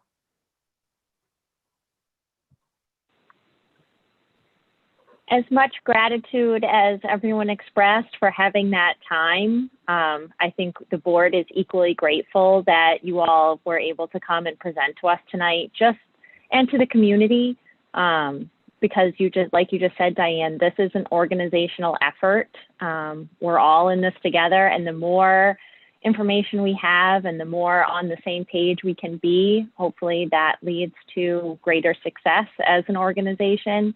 And so thank you all so much for preparing these slides and giving your time tonight.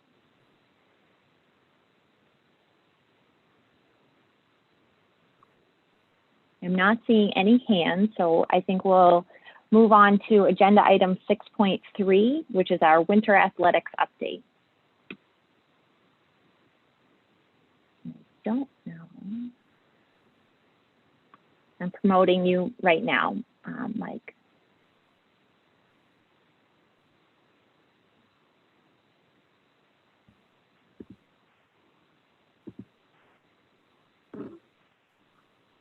Hello. Great. Hi, Mike. So let me first say, on behalf of the Athletics and Activities Department, I want to congratulate Sandy and thank him for all his support these last 2 years. It's really been tremendous. We appreciate that. Let me first start out, if you go to the first slide, with a little bit of background on activities first. There's a lot on that slide, but I want to certainly talk about, that side of what we do as well. We're real excited about everything that's happening with activities. Most all the club programs are happening. This is not everything. This is just a snapshot at some things.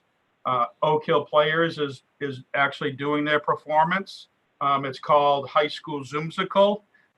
It's a remote production, and they're working real hard on it, and hopefully we'll have something pulled together to be able to show remotely at the end of January. One Act Play has just decided that they're going to start. They got word from the Maine Principals Association. As you might know, the One Act Play is a part of the Maine Principals Association. It's a competition format. They're going to pick up doing an activity, and that gives a little description there about what they're doing. Key Club has continued on with their things, understanding that in a COVID environment, watching their distancing and things like that, but still engaging in community service projects and things of that nature. ECOS has a new club advisor, Mrs. Zavaznik, and we're glad to have her on board and helping out with that program. They have started their recycling and working in their garden and meeting and just, doing a great job. Student Council, and that happens to be a picture right there of the Student Council project that just finished an activity for Project Grace. So they're really engaged. And as you can see, you can go down through and see all the different things that are happening. National Honor Society is doing their ceremony, but it was pushed into February. Jazz Band is only going with one group this year instead of Jazz Band 1 and Jazz Band 2. But they had enough students to do that. Some things will be in person, obviously not wind instruments, but some of their things will be in person. Some of them will be remotely. And Art Club, I'll just thank Erin Landry Fowler for volunteering her time to get the Art Club back going. As you know, Art Club was a program that we had many, many years ago. It was cut from the budget. Erin has started that back up on a volunteer basis, and will be doing some things remotely and what she can do with things in person. Same with middle school. We've been meeting with all the middle school advisors. So it's the same type of explanation there. A lot more virtual, a lot more remote things at the middle school. I will tell you that Diane, who's our theater director at the middle school, did find a show to do for middle school. It's called The Show Must Go Online. It was actually written for this COVID environment. And so it was a great opportunity for those kids to continue on. And the scripts are all built around doing it virtually and remotely. So that should end up being a great production. I'll also just point out one thing that I glanced at was we do have a new advisor with speech and debate, Dave Pay, one of our new employees here as well. And he's just doing a super job with the competitions for that. Quite a few kids involved in that. And they're, doing their, I think they have 8 or 10 virtual competitions they're doing this year. So we'll go on from there. And in terms of athletics, this is the timeline that's kind of been laid out, the similar sort of thing I shared with you in the fall. So this lays out how things progressed with winter sports. Depending on what happens tomorrow and what we find out tomorrow, we will be looking to start on Monday. This week, we did our call-out meetings with all the students. And in fact, as you know, we did that in the fall, and that was just something that we decided to do. This winter, though, it ended up becoming a mandatory MPA activity, so we had to do the call-out meetings. Fortunately, we're ahead of that because we had already started doing that in the fall, so it was just part of our normal routine. So we've been doing those this week. We wrapped up the last ones actually just before this meeting, and so all the kids are good to go with that. I'm going to have Jordan come on too. Hopefully somebody promoted Jordan, because Jordan is part of our presentation tonight as well, and he's going to, do the next couple slides. Yeah, I'm here. Can everybody hear me all right? We can. Well, thanks for having me. I know I haven't met everybody here in person, but it's a pleasure to meet you all from afar. These next two slides are really information that derives from the community sport guidelines that were put out from the state. Those were put out, you might remember, in the fall, and then they adjusted it a little bit in the beginning of November. So a few changes here. The definitions of the low, moderate risk really haven't changed much. And you'll see on the next slide, what really has changed is the level of allowable activities that fall within those risk levels. But you can see here, we've listed our winter teams here and their risk level. Unfortunately, the only higher risk sport was the sport of wrestling. And one sport that you don't see here that will be brought up a little bit later because of the date change and the start is volleyball. And as you know from the fall, volleyball was a moderate risk sport, but because of the indoors aspect of it, we're not able to compete in the fall simply because the allowable activity didn't allow for such. So if we go to the next slide, Kelly, we can jump right in.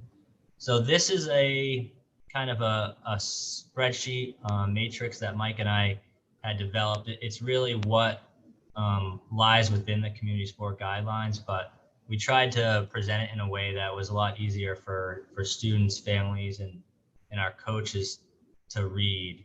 So you can see it lists every sport here. And the winter season is really spread out between 3 time periods. So like Mike mentioned, hopefully if all goes well, Monday, December 7th will be really our first go at it.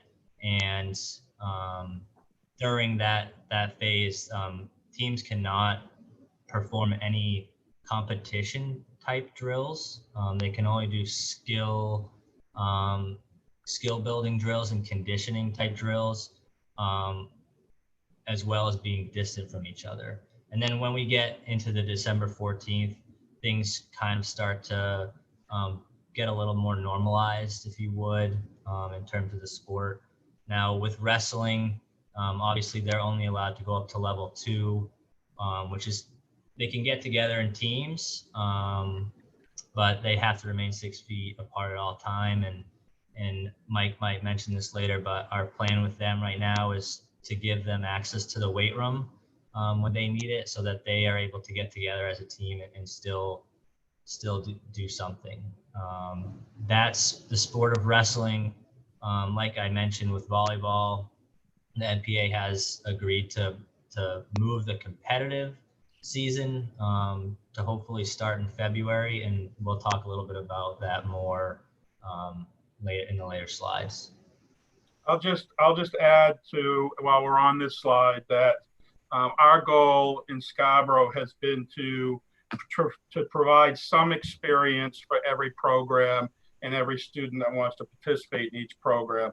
So although wrestling is going to be not traditional, we did want to provide an opportunity for those student athletes to connect with coaches and be able to do something.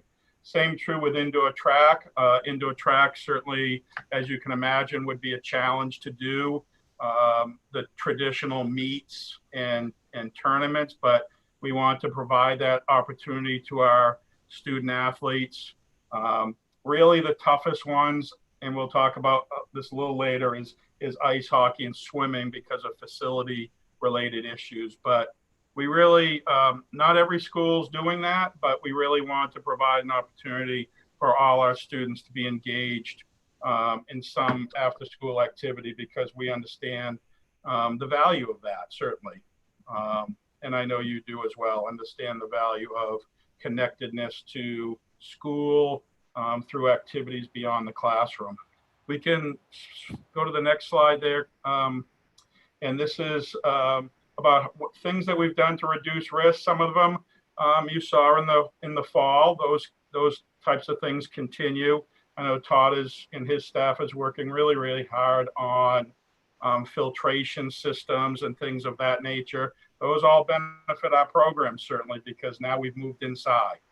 So of course the rules change a little bit inside with athletics and activities, but the things that are happening around us are really helpful as well. And also, like I mentioned too, although our coaches and student athletes participated in our workshops this week, our coaches are required to attend several workshops. One of them, our annual seasonal coaches mandatory workshop, where we go over COVID things as well as general guidelines that we want them to follow. And as part of their training requirements, as you know, coaches have to take about 8 or 10 courses to be considered a certified high school coach. And so part of that new requirement is also an online COVID course for coaches that is a requirement as well. We can continue on. And then these continue to be our goals. We're pretty focused on that. Whether we're remote or whether we're in person, we'll continue to strive to make those connections with our student athletes. All of our coaches now have set up Google Classrooms to be able to communicate with our students as well if we happen to be remote. And so they've all found those kind of electronic ways to, continue to stay connected. Jordan has been a great support in, helping the coaches, especially the ones that are a little more technically challenged, to get all those systems set up so that they can, they'll be able to continue to communicate no matter what environment we're in. We can continue on to the next slide, I think. These are some of the things that our league has done. Certainly we continue to meet as a league. We're developing schedules in the winter time. They will be very much like the fall. There'll be those sports that can play games will be set up in a pod system. For the most part, we'll stay within our county. There is some crossover in counties in some sports, but for the most part, we're in our county, and they're small pods. And we all the teams that can play games are playing about 2/3 of their normal schedule. So basketball, for example, if it had 18 games, we're going to play about 12 games. The season does officially come to an end at the end of February, but they've reserved the first 2 weeks in March for winter sports to be able to continue and offer some type of postseason if they want to. It won't be anything statewide. It would be within your own pod if you want to put together, a little tournament. No trophies, no awards, no things like that, but it would be an opportunity to have a little bit an end of the season kind of competition to wrap things up. Jordan did speak a little bit about what they've referred to as that wedge season. And so we're beginning to, although we've been very focused on just trying to get the winter started, we are beginning to think about how do we manage the facility needs for volleyball while winter sports are still happening. So that's gonna be a bit of a challenge to add in volleyball indoors while winter sports is still happening. But we're going to, work through that. There may be some later evening practices, but we'll work through that. On the football front, I'll just bring us back around because Jordan mentioned volleyball from the fall. So we'll mention football also from the fall. There is a plan out there right now that looks at having a football season, a normal football season that would start in May and run through July. I don't know how much traction that will get, especially when you think about the concern that if we're back to somewhat of a normal situation next season, next year, we're going to be ending football in July. and looking to start the next football season in August. I don't know if that makes sense. And so that's going to be looked at a little bit harder, but there is a proposal out there with the Football Coaches Association that they're bringing forward to take a look at. So that's kind of what's happening there. I think we can move on to the next one. You know, some of our roadblocks, and really probably the biggest one, is facility related. As you can imagine, our primary facility for hockey was USM. USM is not going to allow outside groups onto their campus, even during the time when when their students are not there. So most of the colleges have shut down, which closed a lot of rinks. The Civic Center was also the second place that we used for hockey, and they're looking not to put their ice in. And so it really shuts us down with the hockey program. I was able to secure some ice at the rink in Portland, Trove Ice Arena, and I have covered ice through January 2nd. I have no game ice, and I have no ice beyond January 2nd. So hockey is going to be a challenge this year, and mostly related to facilities, but they're moving forward with trying to do a program. We're not alone. In fact, I think that we're better off than some schools are even. There are schools such as South Portland and Cape that have no ice now because they completely relied on the Civic Center for their ice. So we're still in talks with the Civic Center. We've reached out to over 15 rinks. We have some communication going with some rinks to try to get some other ice, but that's a big challenge. Cape Pool has remained open and has kept us in their loop of allowing schools to participate there. So fortunately, we don't have the problem of pools like some schools do. Many YMCA's shut their pools down to non-members. And so a lot of schools that use Ys, for example, are struggling to figure out how they're going to do a swim program. We're fortunate that we don't have to do that. The struggle with pool time is that we're only allowed 18 people, 18 students, plus the 2 coaches, 18 students in the pool area at any one time. We have a large swim program. And so just trying to continue to figure out what strategized ways to, accommodate everybody so that we don't have to do something like have cuts in a sport that we didn't normally have cuts in. We've also been trying to, work with Todd Gibson and some of the other building principals on use of the school facilities. Kelly Crosby has been very helpful. And also, certainly Todd, because we're really trying to minimize students in the common spaces. In the past, for example, with track, there's so many students and so many activities, use 3 different facilities to be able to have practice. And so, of course, we can't use the middle school because middle school sports is going to happen, actually. They are going to have a basketball season. And so because of how many students were allowed in one space at any one time, we wouldn't be able to have high school using the middle school anymore while middle school was using it. We also are trying to minimize students, for example, running in the hallways, because it just means more sanitization for the athletic trainers, for the custodians. So, we're really trying to, work through all those facility issues. That's just been a real challenge, to do. And you can see some of the rest of the things that we have on there. As you know, yellow is red for us. And so we're keeping our fingers crossed for tomorrow.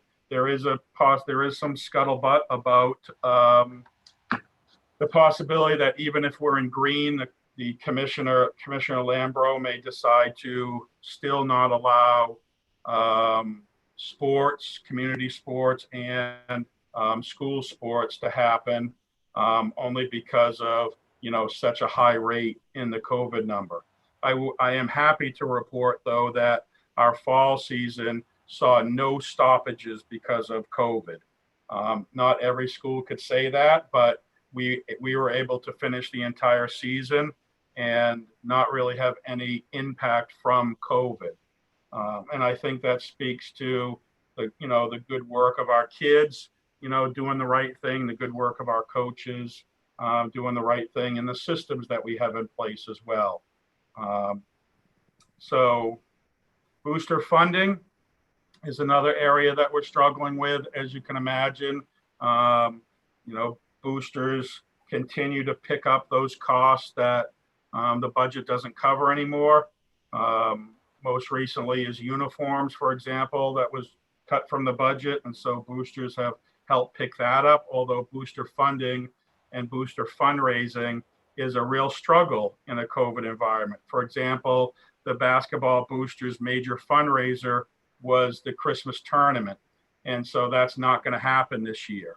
And so they're trying to, strategize about other ways for fundraising. And our boosters have been wonderful in coming up with creative ways to, raise funds, doing things remotely, all the things that they have to do to try to do that. But they're certainly not going to raise the money that they've raised in the past. So we are concerned about that moving forward. And we've spent some time talking about the groups being very frugal about their spending this year and really scrutinizing each dollar. Because as we told them, we may come back to you and need to, look at covering more essential components of programs, depending on how budgets go. I'm really concerned about that moving forward because of the lack of the ability to do the same type of fundraising that we've done in the past. We'll go on to the next slide, and Jordan will pick it up again.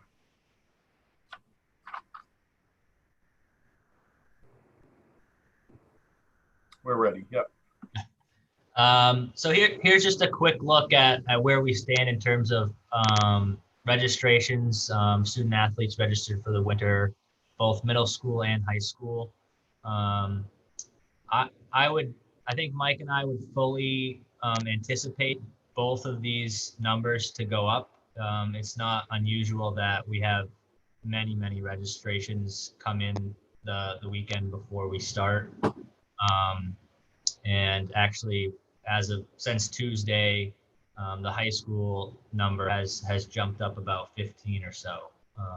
So, we're in a good place right now in terms of registrations, and I would fully anticipate those to keep climbing as we get closer and closer to Monday.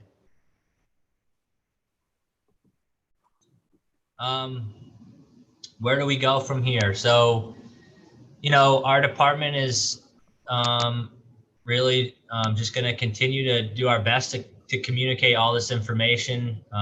If you've seen the website and seen the documents that we've put out, it's a ton of information, and it can get overwhelming. And so we're doing our best to send that out as often as we get it. And, we're just going to continue to do so.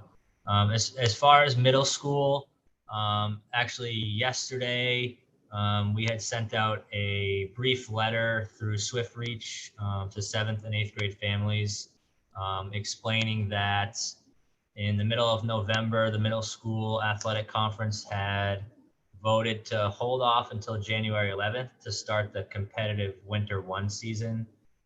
Winter 1 season at the middle school is really just the sport of basketball. There currently has been no talks about the Winter 2 season in depth, which is the middle school sports of swimming, wrestling, and indoor track. And like Mike had mentioned with the high school, the reason there's no real information regarding those at the middle school level is really due to facility issues. You know, with the struggles of the high school teams trying to get into those facilities, it's going to make it very, very difficult for middle school to use those as well. So the winter 2 season is really still a wait and see. But January 11th is our planned start date for the middle school basketball season. So we'll get ready for that. And then, you know, Mike had mentioned already a little bit about the wedge season. So this wedge season, as of right now, I think the date really is February 22nd. So the volleyball committee, you know, voted to do a competitive volleyball season starting February 22nd. There'll be 2 weeks of a preseason for those students that wouldn't currently be doing a winter sport, and then games would pick up 2 weeks later, March 8th. And then I believe that's the plan right now for the unified basketball program. They're still working on that bulletin and what that season will look like. It's going to be a little bit different, like most things are right now. And then wrestling, the MPA wrestling committee did vote to push back the competitive start date to February 26th. Obviously, with that said, the community sport guidelines would still have to change for us to make that a go, but we're still hopeful. So, and then, you know, like everybody's doing in our buildings, is just to continue to try and to make all of our safety measures the best that they can be. And I think that we're constantly doing that. So that's really what we've got. Questions?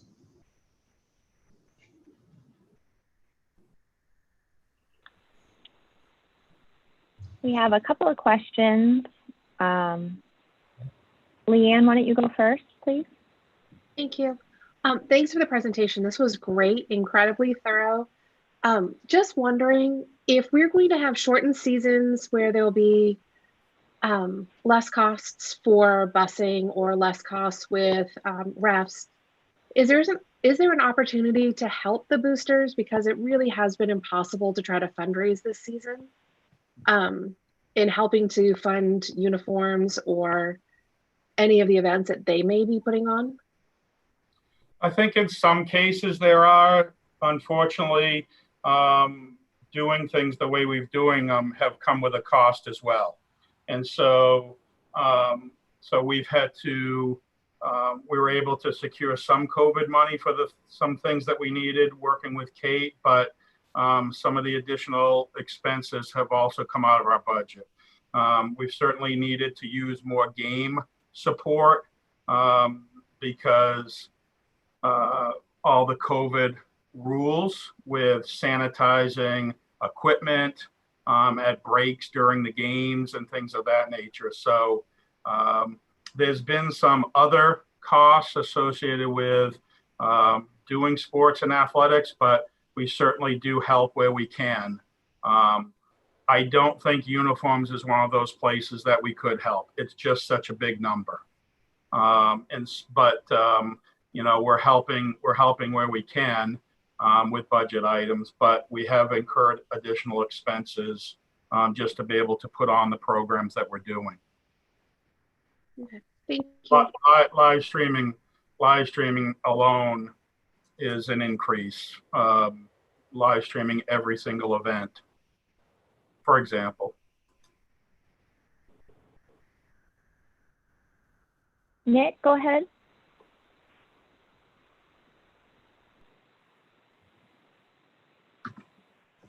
Am I unmuted?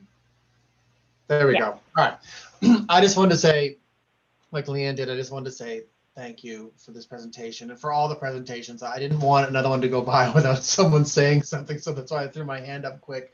But I also wanted to just say I'm still thinking about, because this is who I am, I'm still thinking about Monique's presentation. I'm thinking about those social emotional learning numbers and the community engagement numbers. And if you guys weren't working so hard to think out of the box and individually examine all these athletic activities and groups and clubs, we wouldn't have even the level of engagement, between our students in this unusual situation that we do. So thank you for continuing to keep your eye on this and keep as many opportunities open for our students as possible. Thanks.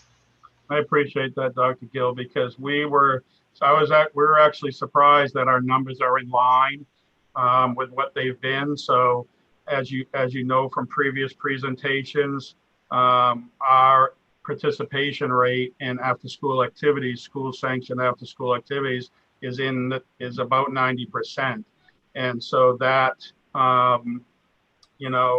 we understand the value of that connectedness and understand the value of students involved in after-school activities, and we're so grateful and proud, frankly, of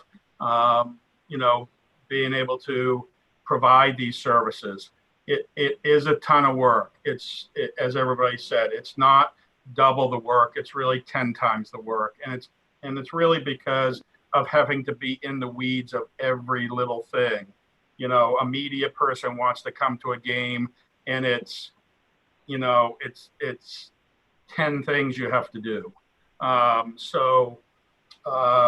It is a lot of work, but it's, to see the kids and see their happiness and being engaged is, and understanding the value of that engagement is certainly worth that. So thank you for saying that. We really appreciate it. Very well said, Nick. Thank you. And to all of our presenters tonight, Mike and Jordan, thank you for giving us so much detail and putting so much time and thought into what you were able to present to us tonight. We are so lucky to have so many people who are dedicated to putting our kids first all the time. So thank you to everybody who presented to us tonight.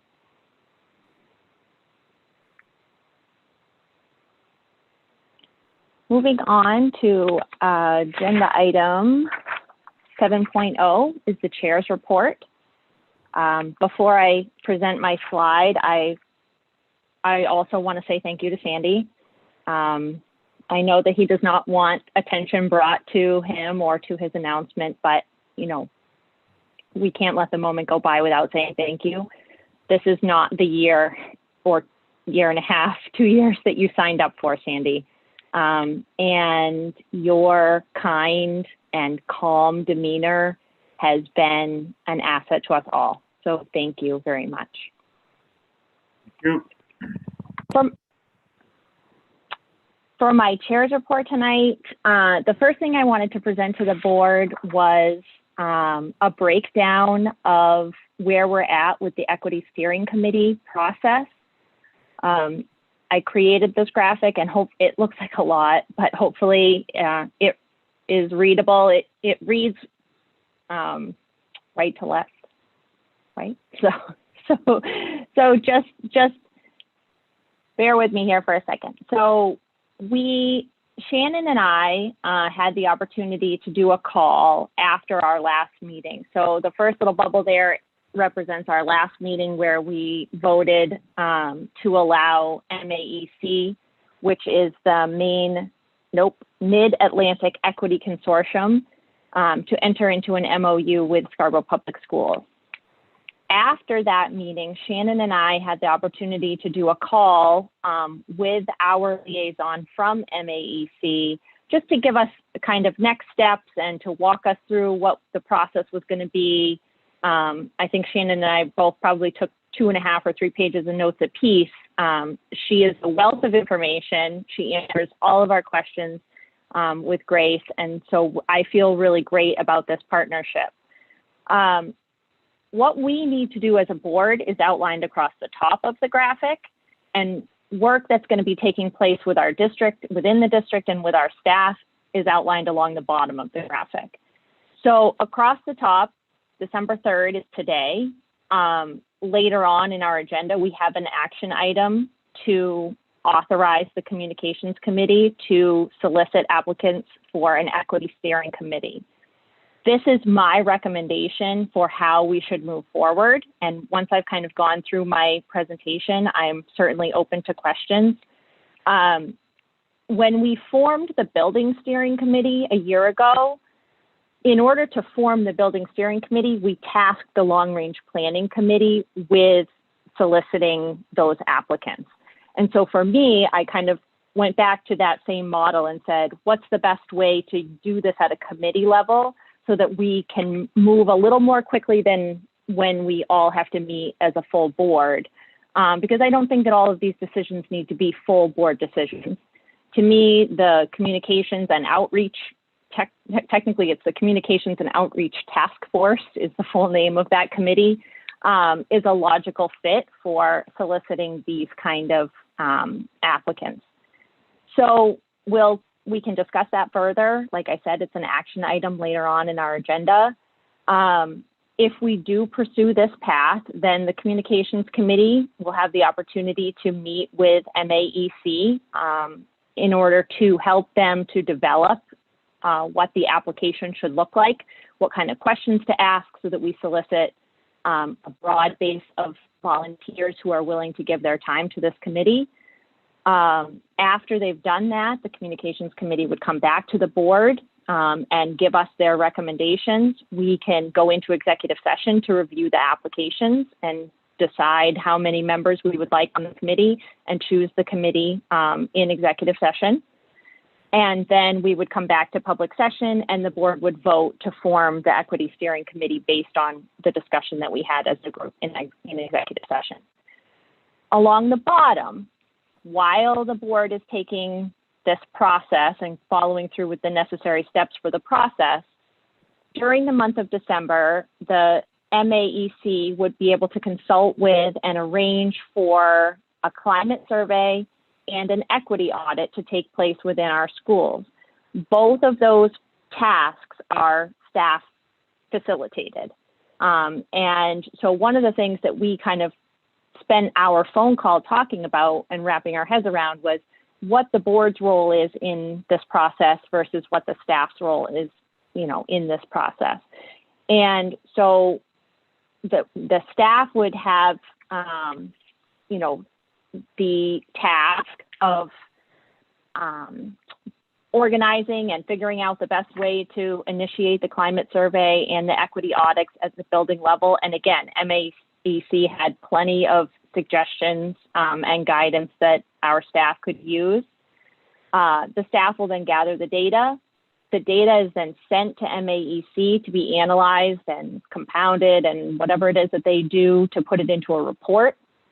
And that data would be presented to our Equity Steering Committee, at which time they can solicit more data, they can ask questions, they can brainstorm next steps. And that's the point when that committee really gets into the meat of what's going on in our schools and where we want to go next so that they can come back to the board and say, this is the work that was done. These are the results that were found. These are the next steps that we would like to see the district take. And so that's kind of, my 300-foot view of how this process should probably play out. So I have questions.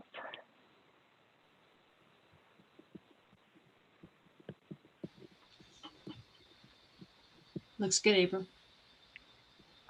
Thanks, Sarah.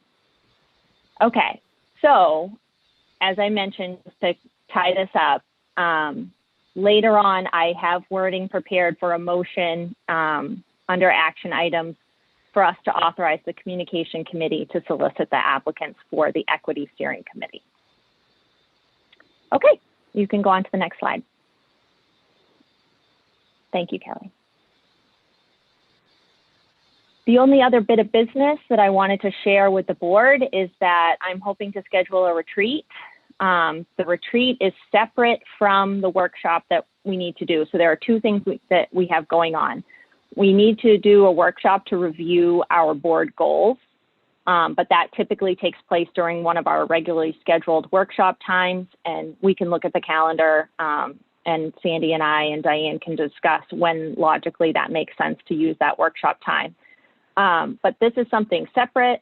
We did this the first year that I was on the board, but then because last year we had such a disruption and COVID crisis happening that we didn't do a retreat. But I would like to make this a priority for the board. Some of the proposed agenda items that I would like to discuss, I would like to review the operating protocols. There are 12 operating protocols currently posted publicly on our webpage, and just give those a once over and make sure that that's something that we all still believe in as a board. I'd like to update and consolidate the liaison roles. As I said, when I was assigning them, there's a lot of redundancy there. Some of the committees don't exist anymore. And so I think that just needs to be cleaned up. Review committee charges. I think, as I mentioned, the curriculum committee doesn't have a formal written charge. And then last but not least, this is a concern that I've heard from a couple of different people over the past year or so, nothing new, but just that we define our roles, responsibilities, and expectations of our committee chairs and our liaisons. And so just to have that discussion all as a group, I think would be really beneficial for us. I'm hoping that we can find a way to do this in public. Sorry, not in public. All of our meetings are in public, in person. Obviously, with spacing, you know, hopefully if it was the board and we could get a room that was big enough, if we could have chambers A and B, for example, just so that we could see each other and connect. I think that would be really beneficial for us all. And so stay tuned for a doodle poll, and I'll try and get that scheduled for January. And also, I'm certainly open to other agenda items and suggestions for that retreat. Questions? Would student reps be included in that? Absolutely, Max. Cool. Yep, good question. Okay, I think we can move on. Agenda item 8.0 is committee report.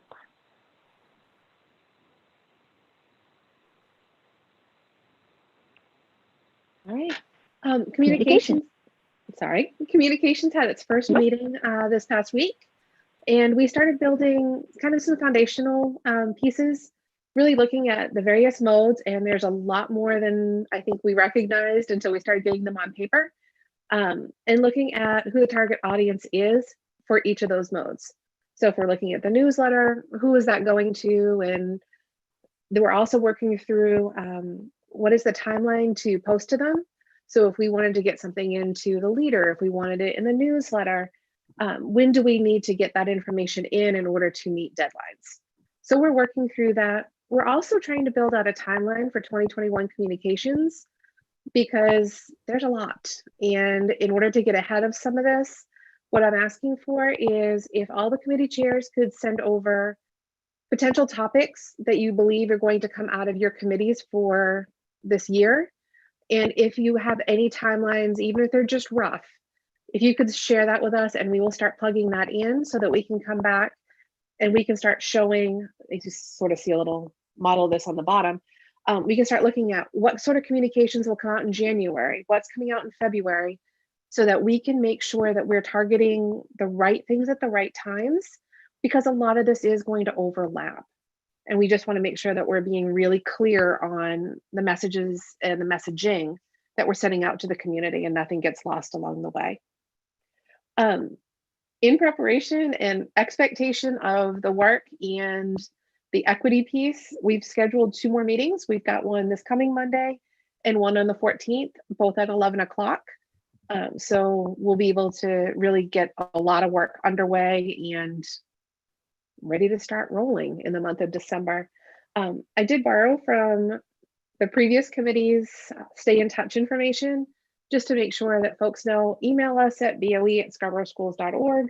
If you have public comments and you can't join the Zoom, we have a link there.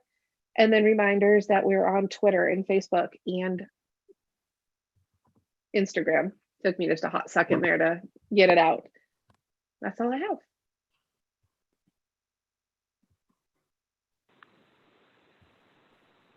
Thanks, Leanne. Negotiations? Yes, I have 2 things to update on. actually 3. One's not on here because it just happened earlier today, but all of the MOUs, all six of them have been signed, ratified, and are posted on the SPS website. So we can finally put a big ink check mark in that for now. On the horizon, there are 3 CBAs that are due to expire on June 30th, 2021. I actually originally thought there were 4, but I was reminded today in a conversation that our first conversation is negotiations that the administrator contract actually has been extended for another year. So that brings us from 4 to 3, which is actually good news because 3 contracts is a lot. So the ESP contract, the bus driver's contract, and the custodian/food service contract will all come due in June. And so I would expect the process to begin probably after the holidays to start having conversations about building new contracts for those groups.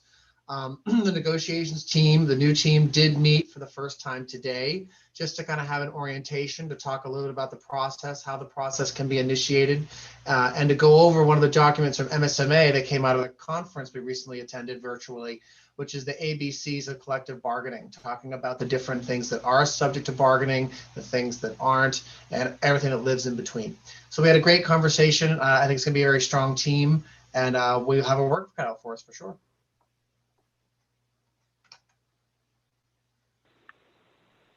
Alicia, would you like to add something? I would just, thank you for that, Nick. Would you mind just explaining your acronyms for the public in case they don't know or haven't heard? I know you've explained them before. Sure, I'd be happy to. You do this for a couple of years and you start to live in acronym world. CBAs are collective bargaining agreements. The MOUs are memorandums of understanding. ESP is educational support professionals, which includes ed techs, clerks, admin assistants, LPNs. I think there's another couple groups in there. Secretaries are in there. I think that's all of them. Thank you, Nick. Yep. Finance Committee. Cool, guys. It's that time again. Budget development season is upon us. So our first meeting is next week with the new committee. And that's really it. But April, if it's okay, I'll use this time just to give a quick town council liaison update. Sure, absolutely. Cool.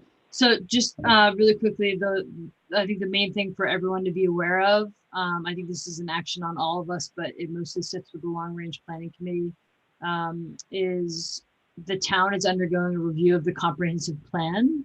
It's something that's been happening for the last couple of weeks. And I think the workshop, the town council is having a workshop on December 10th. The town council liaison, John, mentioned to me that there's a section in the comprehensive plan that relates to schools and enrollment. And some of the data might be a little bit out of date. And some of the plans in there might also be a little out of date. So his recommendation was just that we review it. And if we have any feedback, if we want to modify in any way, that we provide that information to John, and then he will then sort of relay that on to the rest of the group. So I think I spoke to Krista, and I think maybe we'll pick this up as part of long range, but everyone has access to that plan and can have a look at it themselves. That's it. Excellent, Sarah. Thank you. Before we move on to student reports, I need a motion to extend our meeting beyond 9:30. So moved. Second. And Diane, could you call a vote, please? Yes. Mrs. Giftis? Yes. Dr. Gill? Yes. Ms. Tasalonis? Yes. Ms. Layton? Yes. Mrs. Lindstrom? Yes. Mrs. Seither? Yes. Mrs. Turner? Yes. Mr. Bennett? Yes. And Ms. Giftis? Yes. Thanks, everybody. Okay. Kelly, you can go on to the next slide, please. Awesome. So, Mr. Legage talked about this earlier, but I'm going to say it again because I'm in this. So, as a lot of you know, I do OCO Players, and so basically our director over the summer, she went to a lot of these sessions where she learned about this new kind of theater that's being piloted in the face of the global pandemic, and we're basically trying that out at our school. So as you can see in the bottom left corner, there's me. I'm in a recording session, and basically how this show is working, it's a cabaret style musical, and everything is done remote or like safely in the theater. So as you can see in the bottom center, it's filming in the theater with masks. And then the top center, we're filming out on the turf field. And then on the right, you can see me, that is me in a curly brown wig in a showgirl costume in the back, doing a little pose. That is me. So that's really fun. Basically, we're putting on this show and it's so exciting. Like, everyone in it is like filming in their houses, and that's going to be ready hopefully in January. So there's more to come with that. So that has been something that I think there's like 20 students involved. It's very exciting, and everyone's really happy that we can just like keep doing theater during the pandemic. And even though it isn't perfect and it's not what we would want to be doing right now, it's something. So we're going to take what we can get. So yeah, that's awesome. So if we could go to our next slide. Great. So this fall we had a very successful sports season at the high school.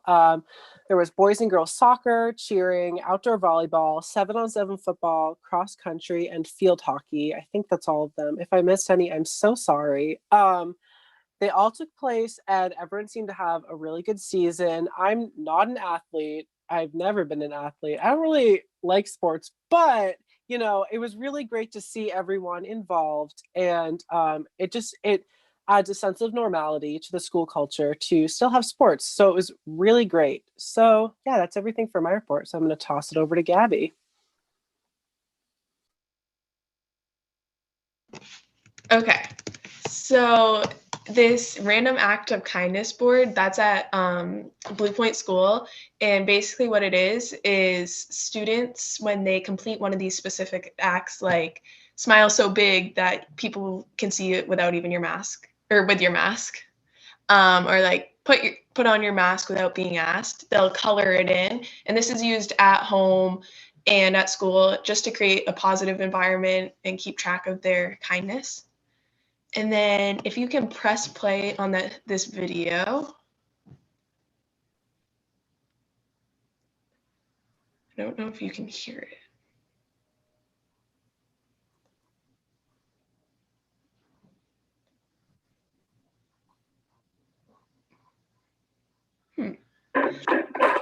Okay. Well, anyway, that's what a music class looks like at Wentworth. This is Mr. Needle's 5th grade class.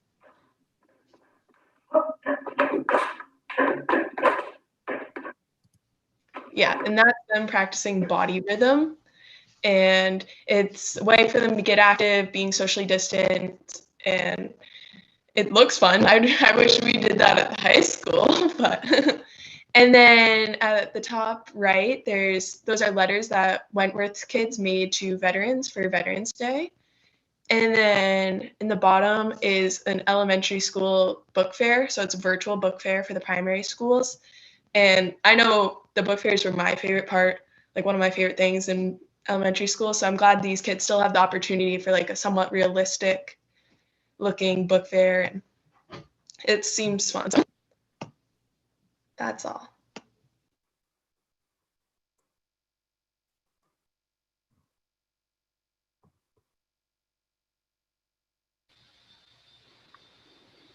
Thank you so much, guys.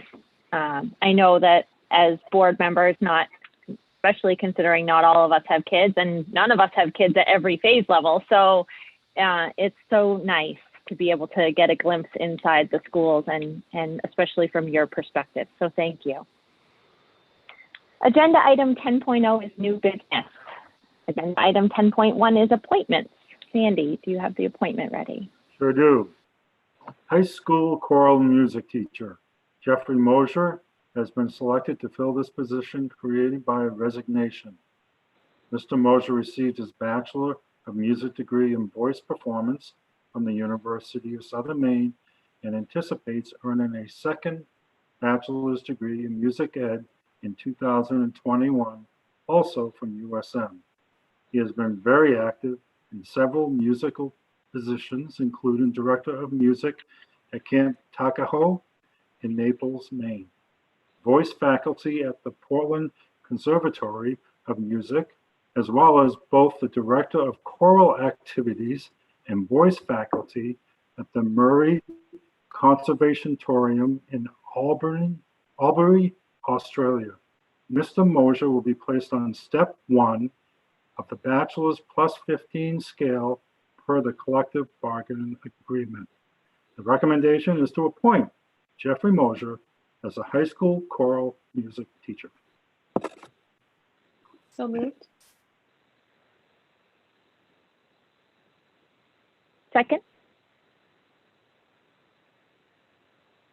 Is there any discussion? Okay. Diane? Mrs. Giftis? Yes. Dr. Gill? Yes. Ms. Katsalonis? Yes. Ms. Layton? Yes. Mrs. Lindstrom? Yes. Mrs. Seither? Yes. Mrs. Turner? Yes. Mr. Bennett? Yes. And Ms. Giftis? Yes. Great. Congratulations and welcome. Agenda item 10.2 is the meeting minutes for November 2nd, 2020. Do I have a motion? So moved. Second. Discussion? Seeing none. Diane? Mrs. Giftis? Yes. Dr. Gill? Yes. Ms. Katsalonis? Yes. Ms. Layton? Yes. Mrs. Lindstrom? Yes. Mrs. Seither? Yes. Mrs. Turner? Yes. Mr. Bennett? Yes. And Ms. Giftis? Yes. Agenda item 10.3 is the meeting minutes of November 5th, 2020. Do I have a motion? So moved. Second. For discussion, I actually have two minor edits to the minutes. The first edit is that the vote to approve Leanne Katsalonis as vice chair, the vote should be reflected as 6-1. And then later on in the minutes, the third resolution at the delegate assembly, our amendment did not pass, but the resolution itself did pass. And so the minutes should reflect that the resolution itself did pass, please.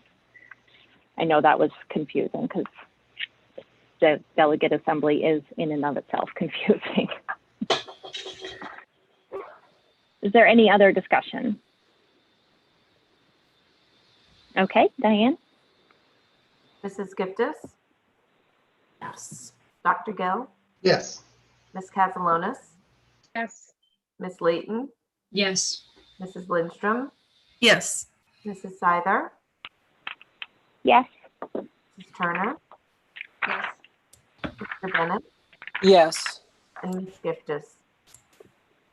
Yes. Okay, agenda item 10.4 is the Scarborough Public Schools Ad Hoc Equity Steering Committee, and I drafted the following language for a motion. I move to grant the approval of the Communications Committee to solicit applicants for the Scarborough Public Schools Equity Steering Committee. Do I have a second? Second. Discussion? Seeing none? Mrs. Giftis? Yes. Dr. Gill? Yes. Ms. Katsalonis? Yes. Ms. Layton? Yes. Mrs. Lindstrom? Yes. Mrs. Seither? Yes. Mrs. Turner? Yes. Mr. Bennett? Yes. And Ms. Giftis? Yes. Agenda item 11.0 is our adjournment for tonight. Do I have a motion? So moved. Second. I think we're ready, Diane. Mrs. Giftis? Yes. Dr. Gill? Yes. Ms. Katsalonis? Yes. Ms. Layton? Yes. Mrs. Lindstrom? Yes. Mrs. Seither? Mrs. Turner, Yes. Mr. Bennett, Yes. and Ms. Giftis. Yes. Thank you all. Have a great night. Thank you. Good Thank night, everyone. you. Good night. Thank you. Have a good weekend and next 2 weeks. Bye.